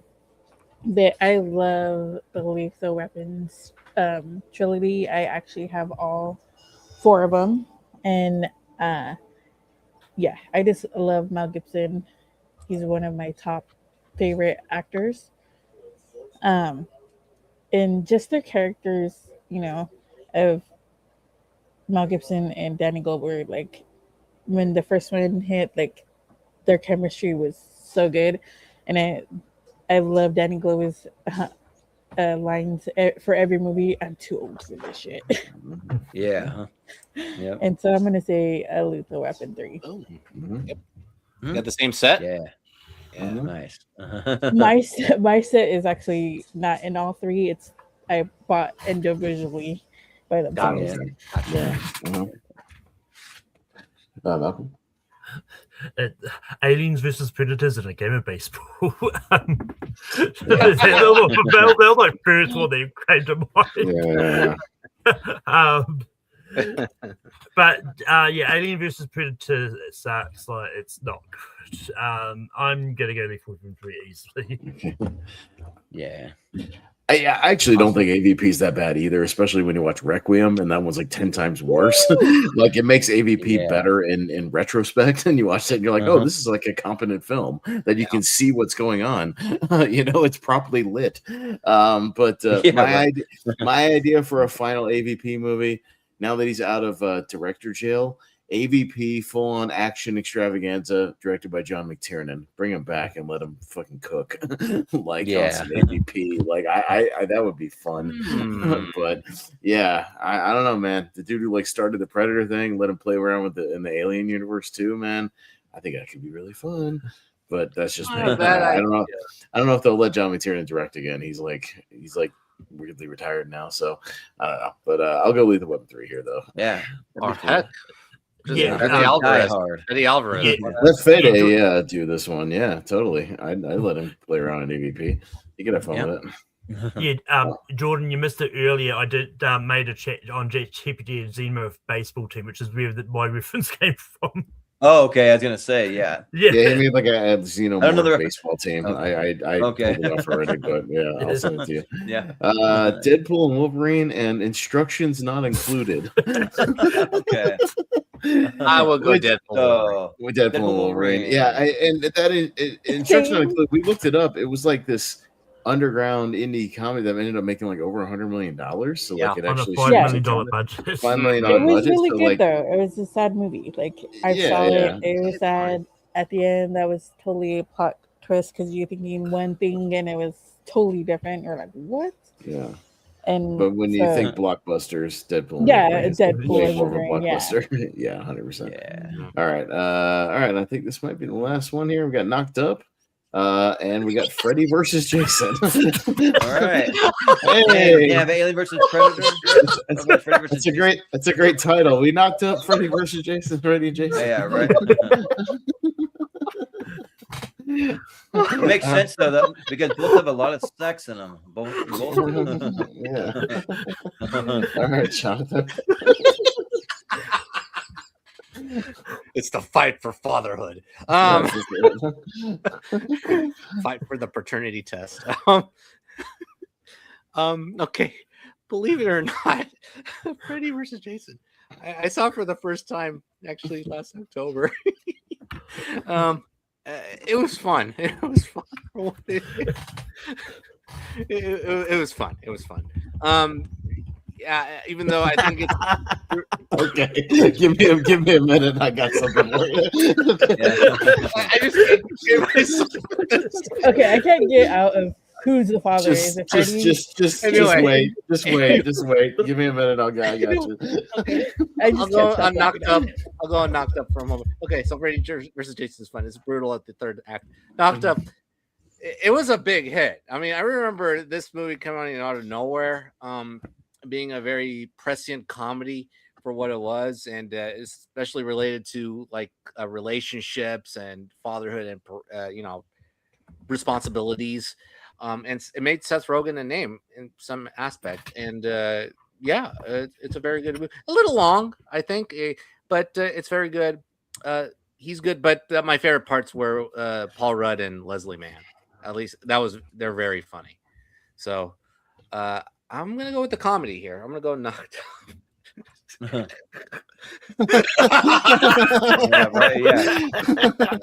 Knocked Up by Freddy and Jason. Yeah, right. It says who's the father? It doesn't matter. They're both screwed. Yeah. You know something that I learned though? It says coming soon to delivery rooms everywhere. Yeah, right. Sure, yeah. Nice. But yeah, If he ever gives you a website, it's I'm Yeah. sorry to Oh, give that it is up. so That's funny. funny. No, that's funny. I don't know what made me But- laugh the hardest this past few days. That's when our National Lampoon's Friday the 13th. Yeah. Yeah, right. But So I Knocked learned Up- something Knocked is, Up gets my is vote. that Ugh. that you cannot do anything with any DreamWorks properties because for the past like 20 minutes I've been trying to do something with the How to Train Your Dragon, what it went up with on 1408, and nope, it will not do anything. I tried everything. I don't know how that would work. Yeah, but just for fun, so I got people sending me crossover left and right. Like Brian, even in the like comments, he made this like Top Gun Angry Birds because they went up, which is kind of fun. But at Like, least just once a limit- show we get a gem like the one out there. Like we get it like a Yeah. gem. Like National Lampoon's Friday the 13th was funny. Fire Titanic. Yeah, there's Chariots of Fire, Titanic. Yeah, we get funny ones every now and then. But say what you will about AI, but sometimes it comes with some funny shit. Yeah. I've got another one for you. I've got another. I'm seeing you now, Jordan. Oh no. Okay. Go before I lose weight. Or Okay, send okay. it, or you can send it to me. I'll download it. But No, it's, I'm yeah. Anyways, I got yeah, it. Yeah. both of these movies are really, really good. Freddy versus Jason. Yeah, it was a really good hit, but oh my goodness, Knocked Up was hilarious. Just like Jonathan said, like those two characters made this movie even funnier. But that poster was hilarious. If that was actually an actual movie, I would totally see that. I'd watch it. I would totally watch it. Yeah.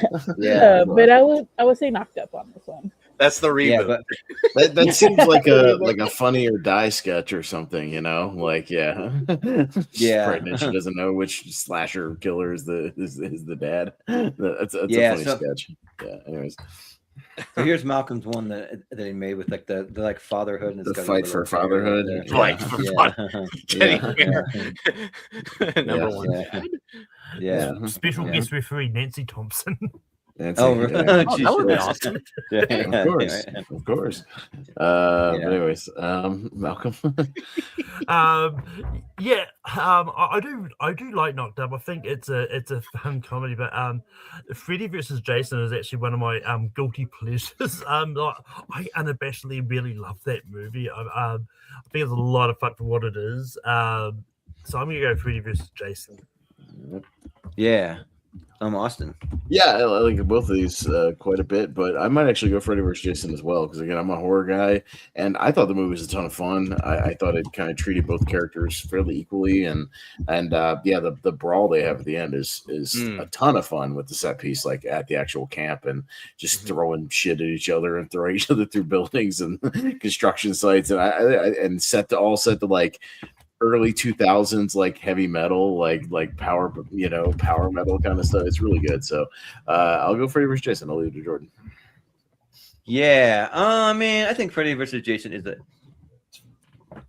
that's all right. I mean, it's like the main things I remember from it is like just like somebody has sex and that's how you know they're gonna die. Like that, it just happens like kind of like over and over again. But Knocked Up I actually like quite a bit, especially when they take mushrooms and they go see a Cirque du Soleil show. It's like so good. They're like this is the best idea I ever had in my entire life. Like wait, what are they doing? What in the world are they doing? They're seeing like a baby and they're seeing I'm freaking out. Yeah, just like so good. But they're like, I'm not your baba because the baby's going baba, whatever. No, but and yeah, I think that the movie has a lot of laughs and it's Judd Apatow, right? I think. Yes. Yeah. So yeah, I'll go Knocked Up. All right, so Knocked Up. We'll go through. I think that's the last one. This appropriately enough because that poster sent it home. So into the speed round. So I don't think thanks anything can beat that. Yeah. Okay. I don't know if Knocked Up ended up against Alien versus Predator. Oh my God, another versus. Yeah, who's the dad of the alien versus Who's the Predator? daddy now? Well, the difference is that the alien baby would just burst out of your tummy, when it, Yeah. when Oh, it you're gets dead. birthed. Yeah, and you're just dead. And the Predator would shoot his way with the laser right out of your tummy. It'd be Yeah. two different birds. Dead. But Yeah. all right, well, this one was in the tournament, so I'll play this and we'll get it. We'll get the speed round going. Now, is there anyone out there who wants to go fast? Anybody? I want to go fast. Hey, get him a suit. Hurry up, make it snappy. Let's go. Hustle up, hustle up. All right, you guys know how this works. We'll hit the speed round, and all the winners of these upcoming matches will be in the final 64 bracket that'll be coming up in a few weeks. So we'll keep that in mind. But Selena, you're up first. We got It Chapter 1 and The Hitman's Bodyguard. I like the Hitman Bodyguard, but I'm going to say It Chapter 1. Okay. Malcolm? I'm going to put the longer title through it. Okay, it's fine. It's actually not that much longer. It Chapter 1. Jordan? Yeah, It Chapter 1. Okay. And Jonathan? Let's sweep it for Pennywise. It. All right, sounds good. It. All right. Write that one down. All right, and we'll go through to Ghost and A League of Their Own. Okay, 2 big hits in a couple of years. Malcolm? Ghost. I'm also going to go with Ghost. Jordan? Yeah, I should probably go back and rewatch Ghost, but right now I'll go The League of Their Own. Okay. Jonathan? Yeah, it's a very big blockbuster. Ghost.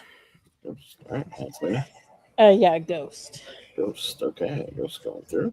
All right, we might have a Ghost versus a evil clown matchup in a different way. Yeah. One horror movie and one not so much a horror movie, but Yeah. we got Batman and The Untouchables. Me, I'll go Batman. Jordan? Yeah, Batman. Jonathan? Batman. Selena? Yeah, Batman. Okay. And Malcolm? Batman takes out crime every day, Batman. All right. All right. Well, let's do the bat dance for Batman. Okay. All right. Star Wars and Twister. Oh, no. Ooh. Jordan? Kind of interesting. Mhm. Yeah, this is tougher than I thought. You know what? Let's go Twister. It's fun, yeah. Okay. Jonathan? Star Wars is the blockbuster. It redefined the blockbuster. Star Wars. Selena? Oh, yeah, this is a difficult one for me, but I'm going to go with Star Wars. Malcolm? I think we've got at least one Star Wars movie in the finals, and I might go Twister. Yeah. I'm gonna go with Star Wars. It's kind of the blockbuster along with Jaws. Yeah. So I'm gonna go Star Wars for now. We'll have Horrible Bosses and Scary Movie, another comedy match. Jonathan? Horrible Bosses. Bosses, Selena? Scary Movie. Okay. Malcolm? Scary Movie. I'll tie it up with Horrible Bosses. Jordan? It's another low key kind of tough one. I like them both. I think I gotta go with Horrible Bosses. Yeah. Horrible Bosses. Okay. Kind of a dark horse getting in for this one. All right. Let me jot that one down. Horrible Bosses. All right. And going down to Hercules and Mission Impossible Fallout.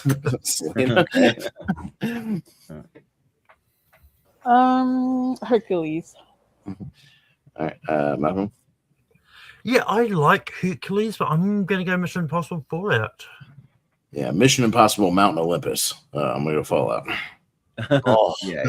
Oh, yeah. Fallout on Mount Olympus, like he's like Yeah. flying that helicopter all over Mount Olympus. Yeah. But I'll go with Mission Impossible Fallout. He's got to break in and steal like the gods, like the Zeus's lightning. That's Yeah, right. Yeah, It's an impossible mission. Jonathan? Mission Impossible Fallout. All right, Mission Impossible Fallout. Okay. All right.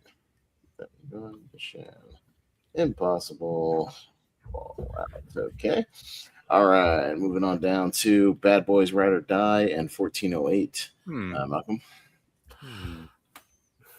I'm gonna go 1408. I'm also going to go 1408. Jordan? Yeah, 1408. Yeah. Jonathan? 1408. Okay. That's right. Let's just sweep it. 1408. All right. So we got a couple underdogs and a couple heavy hitters. I like it. All right. Okay. And we'll go Talladega Nights and Top Gun. So two kind of sports-ish kind of movies. Me, I'm gonna go with the more blockbuster. I'll go Top Gun. Jordan? Yeah, sports-ish if you count the volleyball. That's what I mean. Yeah, a little bit of volleyball in there. Yeah. Playing with the boys. I gotta go with Talladega. Talladega Nights. Jonathan? Yeah, I'm gonna go with a theme here. I'm gonna go Top Gun. Okay. I'm gonna go with Sweet Baby Jesus. Talladega Nights. Oh, Yeah. Malcolm? I'm gonna go for Bottom Knife. Top Gun. Top Gun. Bottom knife. That's pretty good. That's the Bottom parody knife. movie title right there. Yes. Bottom. All right. Yeah, we gotta like have an episode where we come up with a parody title for everyone, or like a good opposite, you know? Yeah. Do that, yeah. It's better than the one that went off the rails that Jordan wasn't here for, where we were making up porn alternate titles for everything in the Elite Eight. That was Yeah, I saw that went off the that. rails. Yeah, that one went off the rails. But anyways, that happens every now. I think I was tired and that kept me awake, so it was fine. Yeah. Clueless and Ferris Bueller, Jordan. Teen matchup.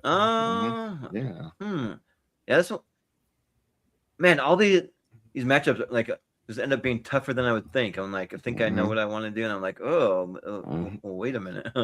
You know what? Let's switch it up. Let's go Clueless. Clueless. Okay, Jonathan. Yeah, Clueless. Clueless. Selena. Yeah, Clueless. Clueless. Malcolm. Clueless. And I'm gonna sweep it. So, all right. Cheech and Chong Up in Smoke and America's Sweethearts. Jonathan? Welcome, Cheech and Chong. Okay. Selena? Yeah, let's just say Teaching Chong is big at my house. So Cheech and Chong. All right.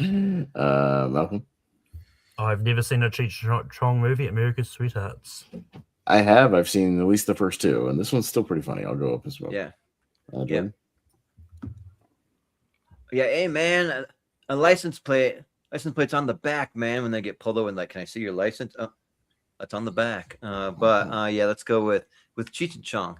But I'll just throw it up there. I mean, this is probably a little too late. I wanted to make a crossover with 1408 and How to Train Your Dragon, because I saw that like empty bed. I'm like, what if you came in, there's some freaky thing sitting on the bed?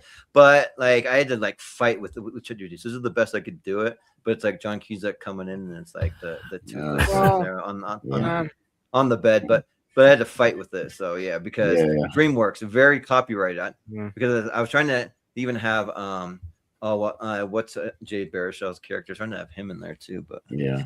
You know what? I was running into a weird thing, Jordan, with just making some alternate like blockbuster posters. Is Gemini does not like the word like summer. I don't think I like the word blockbuster. It keeps thinking I'm trying to use like the copyrighted company logo, like the company, and I'm like, no, I mean like movies, like Summer Blockbusters, and it keeps being like third party, like what? I'm like, I'm not trying to say the company. Blockbuster. Like what are we talking about? Summer hit, you got to change it or something. Yeah, it's something weird. But anyways, this is the end, and E.T.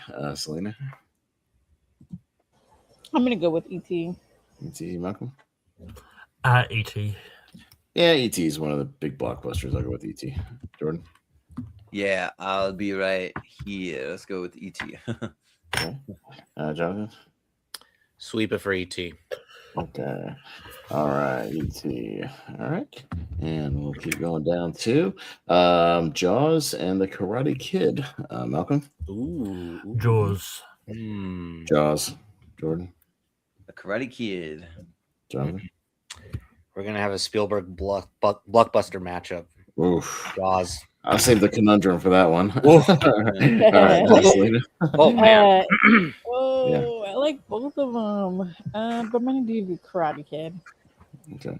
All right, well, Jaws. So, yeah, it'll be the battle of his two highest grossing movies of all time, essentially, when they came out. All right, Apollo 13 and Beverly Hills Cop 2. Me, I'll go Apollo 13. Jordan? I'll go Beverly Hills Cop 2. Okay. Jonathan? Yeah, I mean, believe it or not, I think Apollo 13 was the bigger blockbuster. I think so. Apollo 13, yeah. Okay. Selena? Yeah, I like both of these, but I'm gonna say Apollo 13. Okay. And Malcolm? Yeah, I was surprised when I learned how much Apollo 13 made because I was looking for a substitute for Apollo 18. I mean, there's like Apollo 13. Yeah, so Apollo 13 easily. Yeah, no, that was it was a big movie. It was Yeah. what is it real quick? Yeah, 350 million. Yeah, big movie. So a lot of money in 95. Man. All right, Apollo 13. Okay, we got two more. We got Coming to America versus Purge Anarchy. Jordan? Wait. Coming to America, That Purge must. Anarchy. Well, no. I was just gonna say, like, was I sleeping? But did Beverly Hills Cop make it through, or was it What? the other one?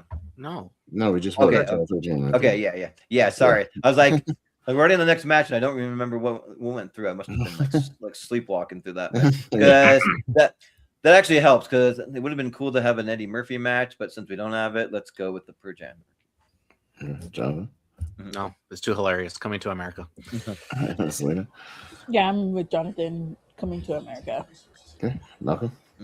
Yeah, the Purge may have Anarchy in the title, but I don't see Anarchy in this matchup coming to America. Yeah, I'm the same way. I'm gonna go Coming to America on this one. Freaky Friday, Lethal Weapon 3. Jonathan? You know, I'm gonna surprise you. I'm gonna go Freaky Friday. All right, Selena? Yeah, I'm gonna go with Lethal Weapon 3. Okay, Malcolm? Freaky Friday. Lethal Weapon. Jordan?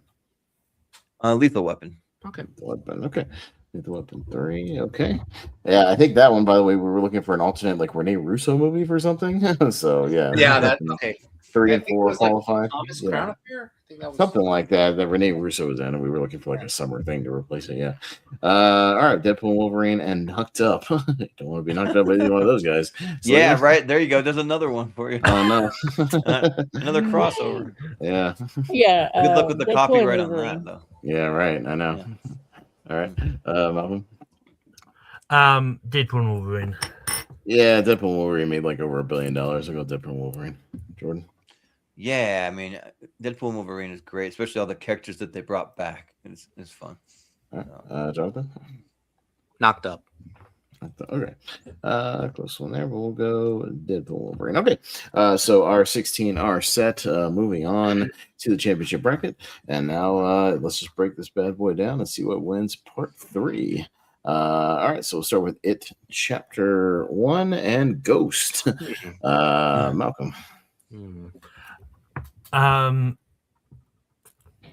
Ghost. I'm gonna go with It Chapter 1. Yeah, I'll go It Chapter 1. Okay, Jonathan.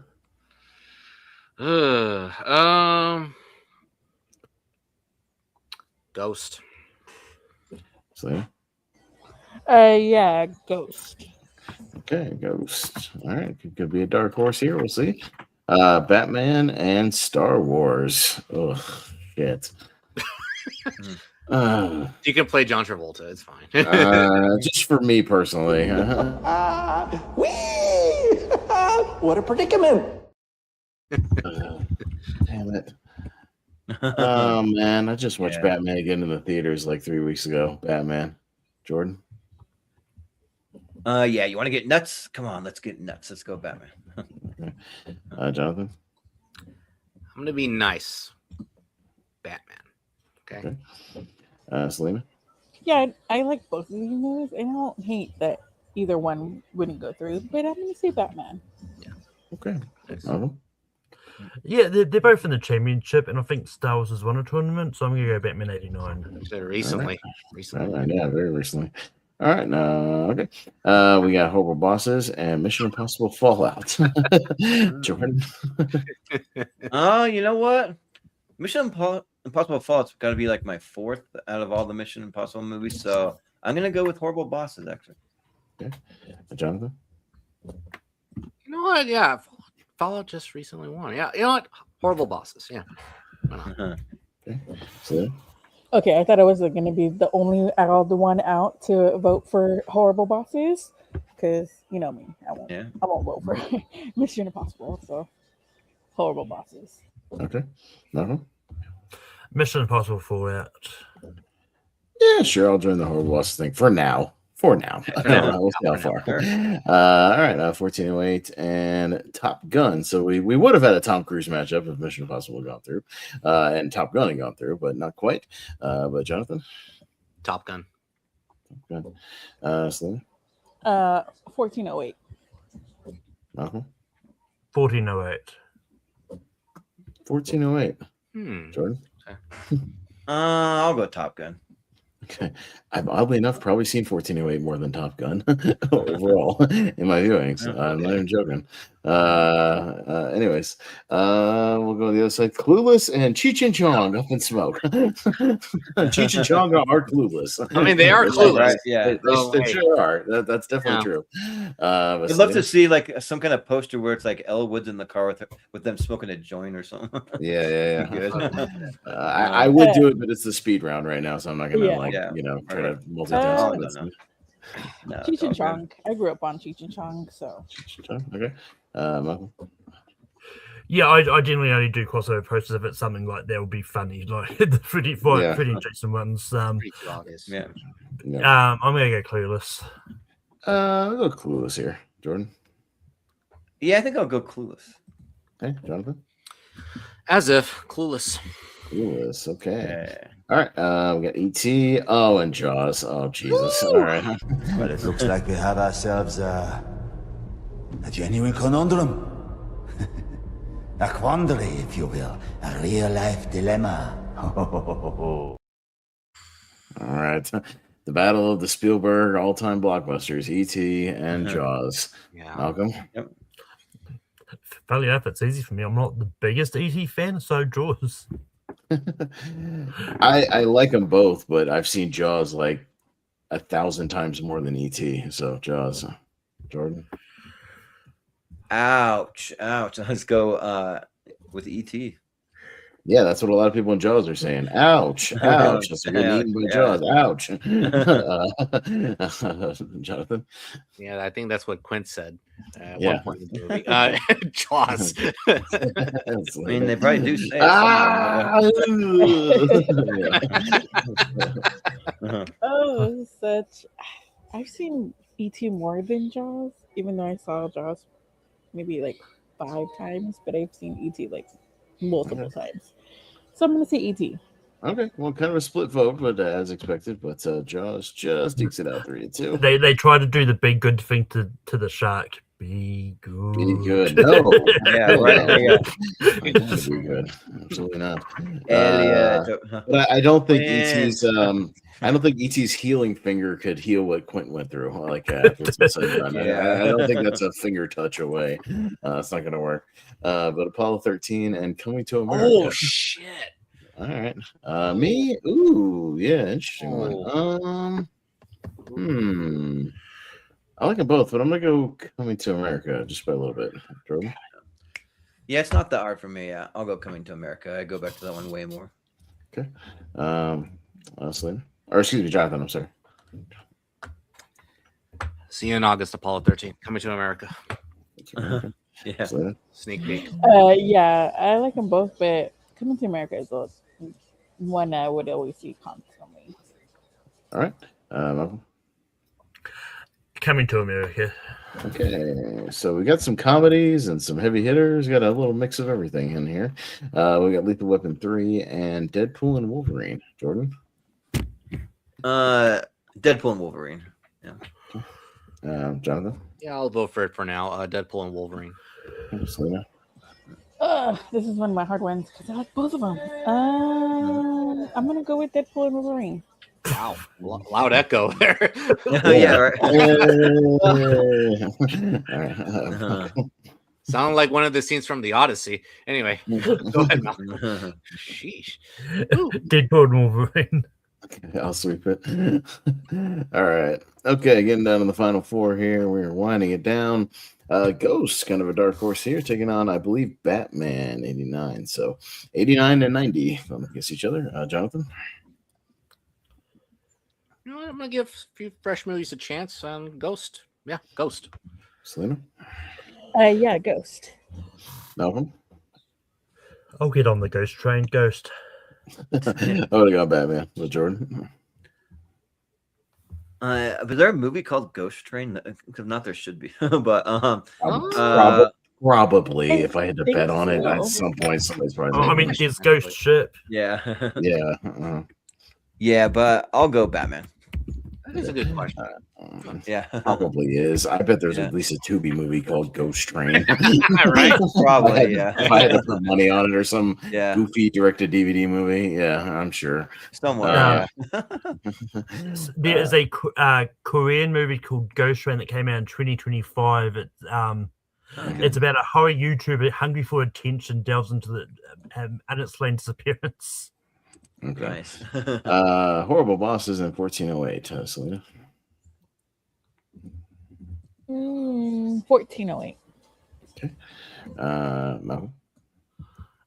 I'm gonna go 1408. I'm also going to go 1408. Jordan? I'll go Horrible Boss. Jonathan? Actually, I would have gone with Jordan. Horrible Bosses. Yeah. Okay, Yeah. close one, but all right, got some We're in interesting agreement matchups a lot tonight, Jordan. Yeah. coming through. Yeah, right. Okay. All right, Clueless and Jaws. Oh, you want to shut down the 4th of July in Amity? As if. Yeah, All yeah. right, Malcolm.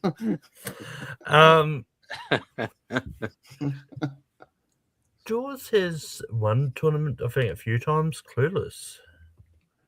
I don't like Clueless that much. Jaws. Yeah, that's like their vacation home. Like sharks in the water, like whatever. Yeah. And they like show up with their bag and then drop them when they see the shark. But I think this time, you know what? I'll go for Jaws. I mean, I still don't totally hate it. So yeah. Okay, Jonathan. Jaws. And Selena. Jaws. Okay, so for now, it's still a heavy hitter. We'll see what happens. We got Coming to America and Deadpool and Wolverine. Me, ooh. I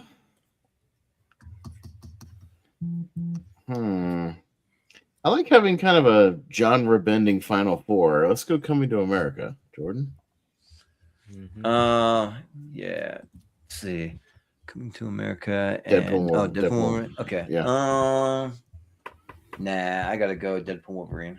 Okay, Jonathan. I like Austin's idea. I mean, Deadpool and Wolverine has won, so I'm gonna go Coming to America. Okay, Selena. Yeah, I'm more. I love Deadpool Wolverine, but I love Eddie Murphy more. So I'm gonna do Coming to America. Sorry, babe. Okay, Malcolm. All right. I'm going to come to America sometime in the next few years, but coming to America. Okay, not quite yet, but sometime, yes. Are you searching for your bride? Yeah. Okay, so we've got kind of a sleeper, the highest grossing movie of the year. Got a little horror movie.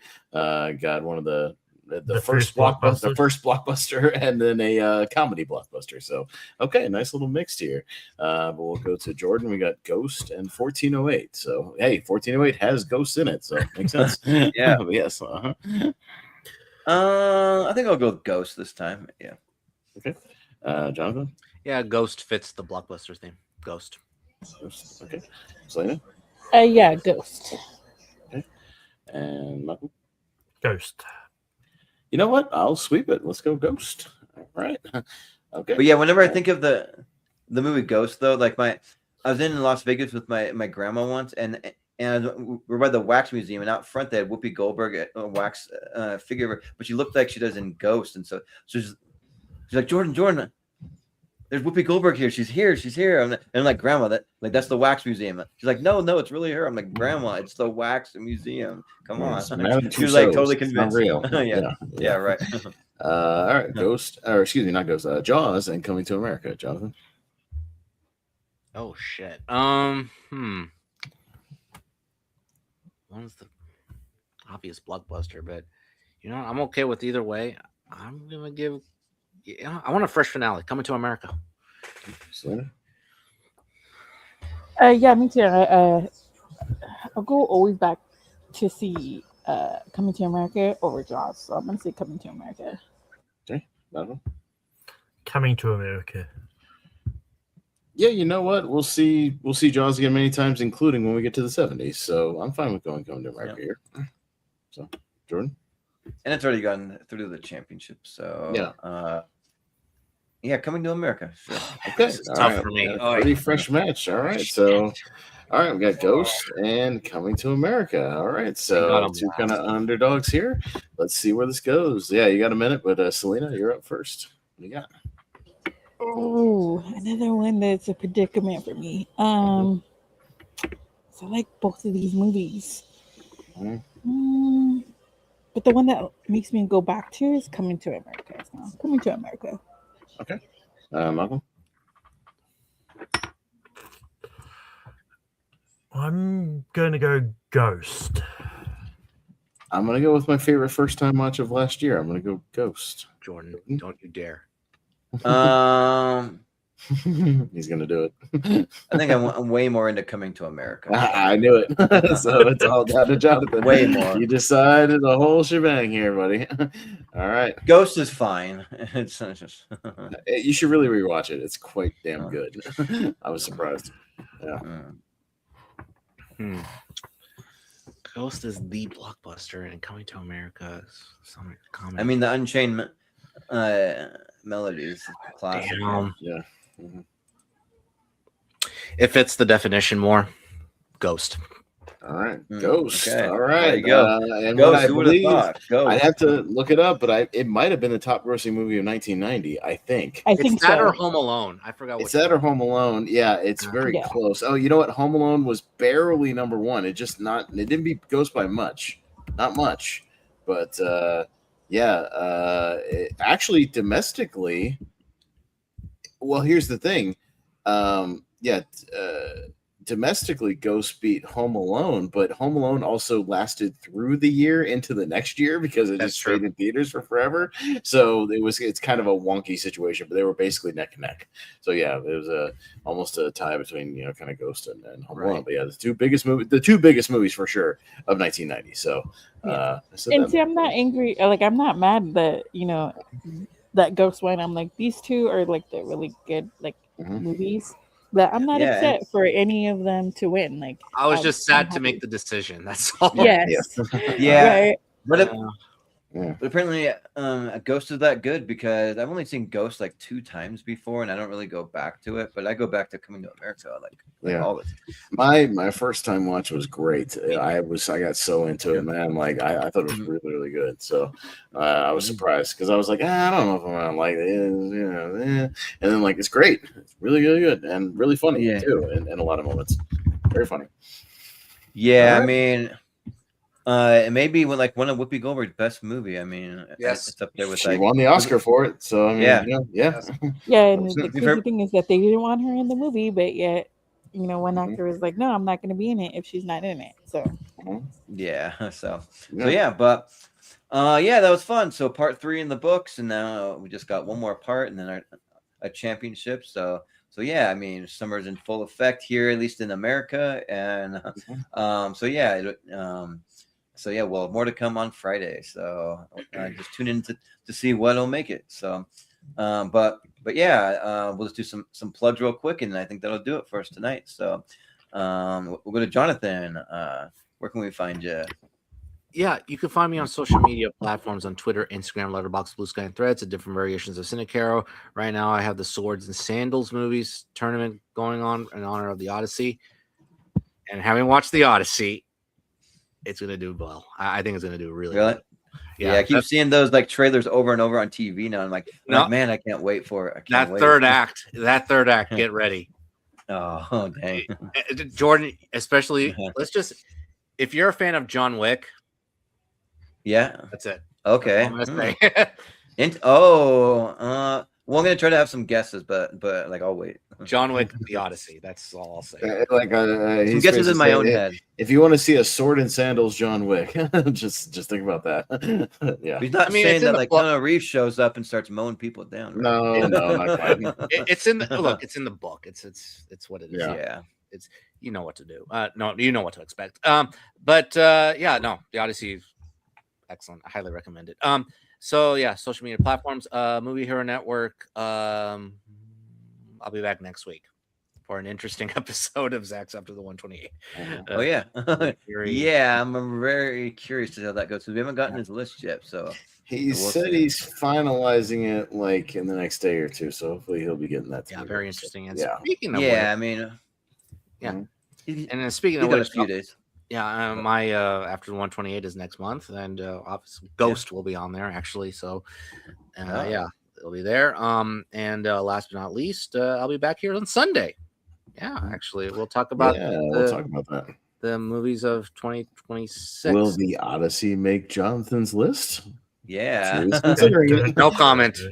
No But comment. yes. We'll make it. We'll leave we'll it make on any- where it is up. Yeah.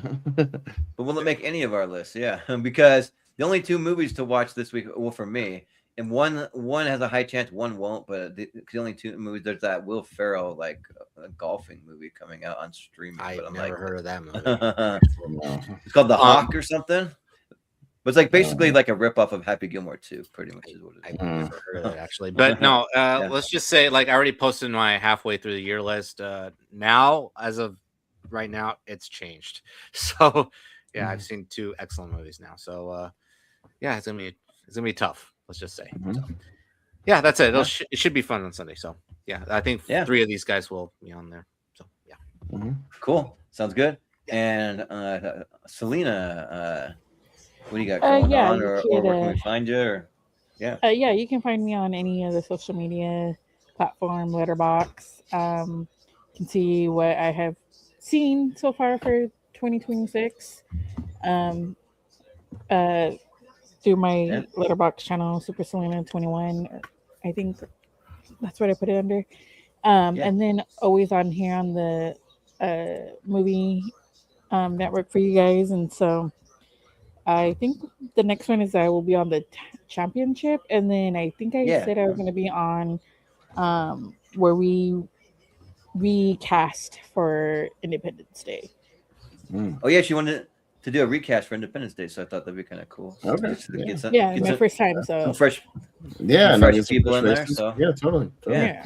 Good luck. So I'm excited A lot for of that. people in there. That sounds worse. The Hawk is a TV show. That sounds even worse. Oh, no. Than a movie. Oh no. No. Oh no. oh, it's a TV series. Like I could have sworn that there was a movie. I swore it was a movie too, but so Yeah, instead of being 2 hours, it's going to be like 8 hours. No, thank you. Oh, no, that sounds awful.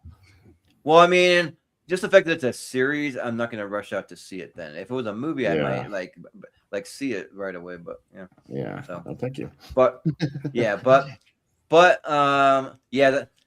But I just know about it because on Bad Friends, they sent some like little visors with the hair that he has to Bobby Lee and Andrew Santino, and they were wearing it, and Andrew was like talking about it, but Bobby had no clue what he was talking about. He hadn't heard of this movie or like anything, but like Andrew kept bringing it up and hyping it up and like pissing him off because he's like, "What are you talking about? What is this movie?" but it's not a movie though. So yeah, but Malcolm, where can we find you? Yeah, the amount of times I've seen the ad for the Hawk after I finished watching Wars almost all the time. Yeah. But yeah, you can find me on Take Three Productions. I host a banquet every week. In fact, me and Austin will have a busy Sunday because Austin's going to be on going to be talking about the Evil Dead franchise and making the movies on that. Double duty. And then you'll see me on the top 12 movies of 2026 so far. And then I also host Spare from the Past on my own personal channel. Next episode will be Judgment Day 2006. And then you'll see me on Friday for part 4 of Blockbusters. Yeah, the Old Dead Version's good. It's good. It's a gnarly, nasty movie. That's for sure. I can understand it's not for everybody. I can understand. Not for everybody, but man, if you're into that sort of thing, you will get your fill. It is. Yeah, I was trying nasty to watch movie. it with a friend on Friday, and she was like, no, girl, you're crazy." And I was like, "Come on, like I like those kind of movies." So Yeah. Mhm. Yeah, I'll probably see it. I'll probably see the Odyssey tomorrow and then Deadpool after the show on Friday. Sorry. Why did I say that? Evil Dead. Yeah, Evil Dead on Friday, yeah. But yeah, the Odyssey Thursday, Evil Dead Friday, yeah. So. Yeah, gotcha. All right. Austin, what do you got going on? As far as I got a few things. Me and Richie and JPO did a little fun worst of 2009 show on the Pierce Co last night. So that was a trip down memory lane and a really not good year for movies, like at all. So there was quite a few to choose from. I was just on Kyle Flett's channel, Horror Report, doing a little Return of Godzilla from 1984 watch along. So we're just geeking about Godzilla and have a good time. So you check that out. I'll be defending my Horror Jeopardy championship this week on Why We Love Horror. That should drop on Friday. Doing a little watch along with Ryan Permison on a quote for T2 before our Summer Blockbuster Part 2. Lonely Marks Wrestling Podcast will be covering SummerSlam 2002. Then Sunday, I got Rankum with Malcolm for Evil Ted right into the podcast for 2026 so far. So I've got a busy week ahead of me. Always something going on. I'm always popping up on 85 different channels. So that's where you can find me. But yeah. That's what I got for now. But Jordan, go ahead. Yeah. Sounds good. And I was gonna just preview a little side project that I've been working on. That if you follow my social media, you might know I'm trying to start up a little merch store, and I have some kind of mock-ups where now keep in mind we're in the very early stages of this, and so I don't even have like a merch store. But if you'd like to DM me, like we could work out a little something. I am working on a merch store for it, but you can kind of see. So there's a poster to like start because I made some like alternate movie posters. So that's for 21 Jump Street. So any of the 21 Jump Street, I had to make them very subtle. You can't go too in your face because that's when the copyright comes out. If you do crossovers, I found out you can do it. That's why a lot of these t-shirt companies get away with like crossover stuff. So there's some things, and there's some other ones, and they can come in all different colors. I mean, it doesn't have to come in. I just did a wacky color for some of them. So there's like the Movie Hero Network. You can get them in black. You can get them in like there's like that one. Whoa, that's like way too quick. Hang on. Okay, so yeah, different colors. There's like a balloon one. Then there's some like that's based on that poster. Though I just did it based off of that. So you got like a Harley Davidson looking one. You got just like something like that. That's like simple.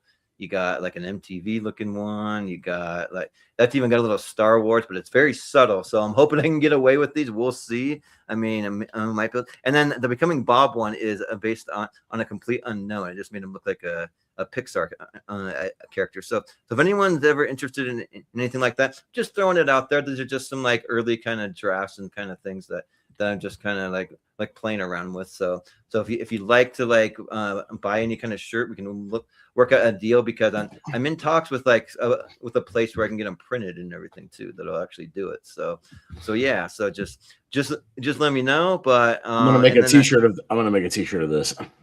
Yeah, do it. Yeah, I mean, like for real, we could do it. Yeah, I mean,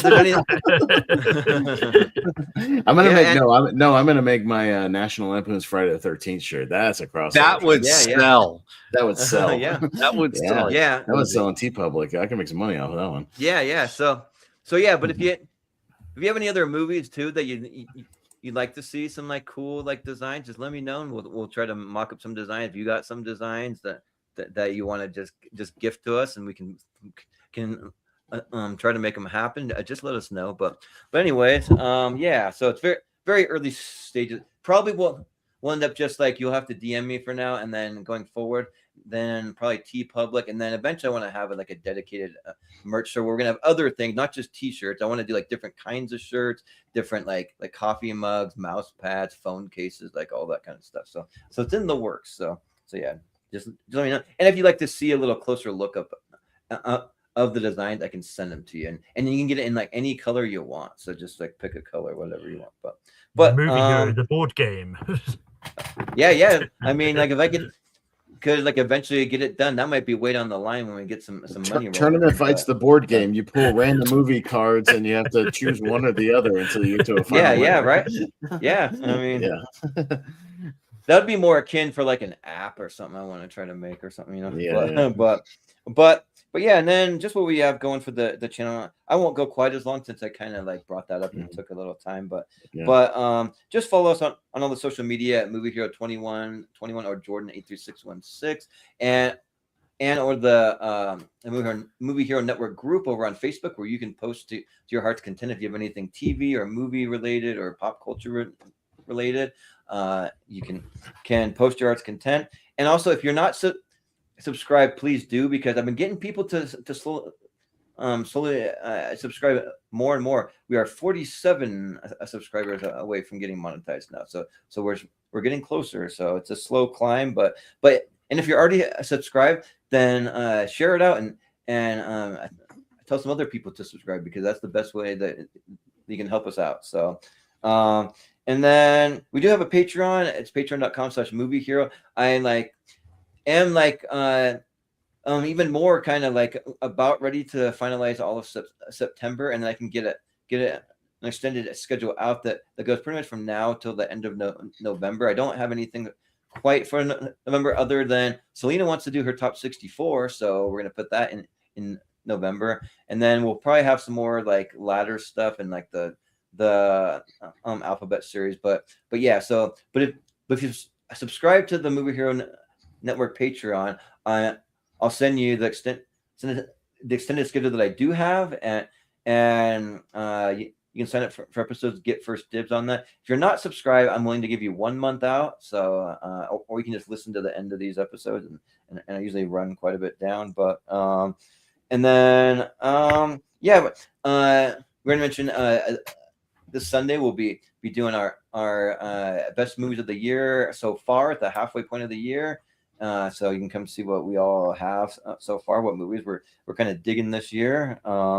And then we did already do our first episode of Best to Worst for our funniest movies of all time. Part 1 is done and it's up on the channel, so you can go check it out. Probably roughly about 2 weeks from now or so, we'll have our next episode of that. We just kind of schedule Best to Worst when it works best for everyone on the panel. It's kind of more of like a floating type of show. So there's some very interesting ones, and like some ones that I thought would make the championship for part 1 that didn't quite make it. So just go check it out. And then we already just briefly I mentioned we're about 2 weeks out from Independence Day recast. We're going to be doing that. We do have one more spot open, so if someone would like to jump on, you can let us know, or we'll be reaching out to people for that. And then I'll just give you just a brief little schedule of what we have coming up. So we will be doing part 4. I already mentioned that, of the Blockbuster series, and then next week we will be doing let's see, part 4. We'll have Zach Shelton's After the 128, and then that'll be Tuesday, and then the Friday after will be movies that start with the letter I. So we'll be back on our alphabet train, and then we have Malcolm Lay's top 64 music artists, and then our championship for the Summer Blockbuster Series, and then I'll just give you the first one for August, which will be a Hugh Jackman versus Russell Crowe versus match. So I'll just leave it there for now. So cool. So yeah, but this has been fun. So we'll call it good, and we'll say for Jonathan Caro, for Selena Cruz, for Malcolm Lay, for Austin Pez Howell, I've been Jordan, the Movie Hero Anderson, and we'll see you next time.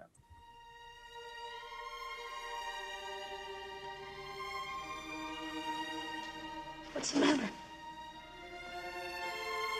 Seems like whenever anything good in my life happens, I'm just afraid I'm going to lose it.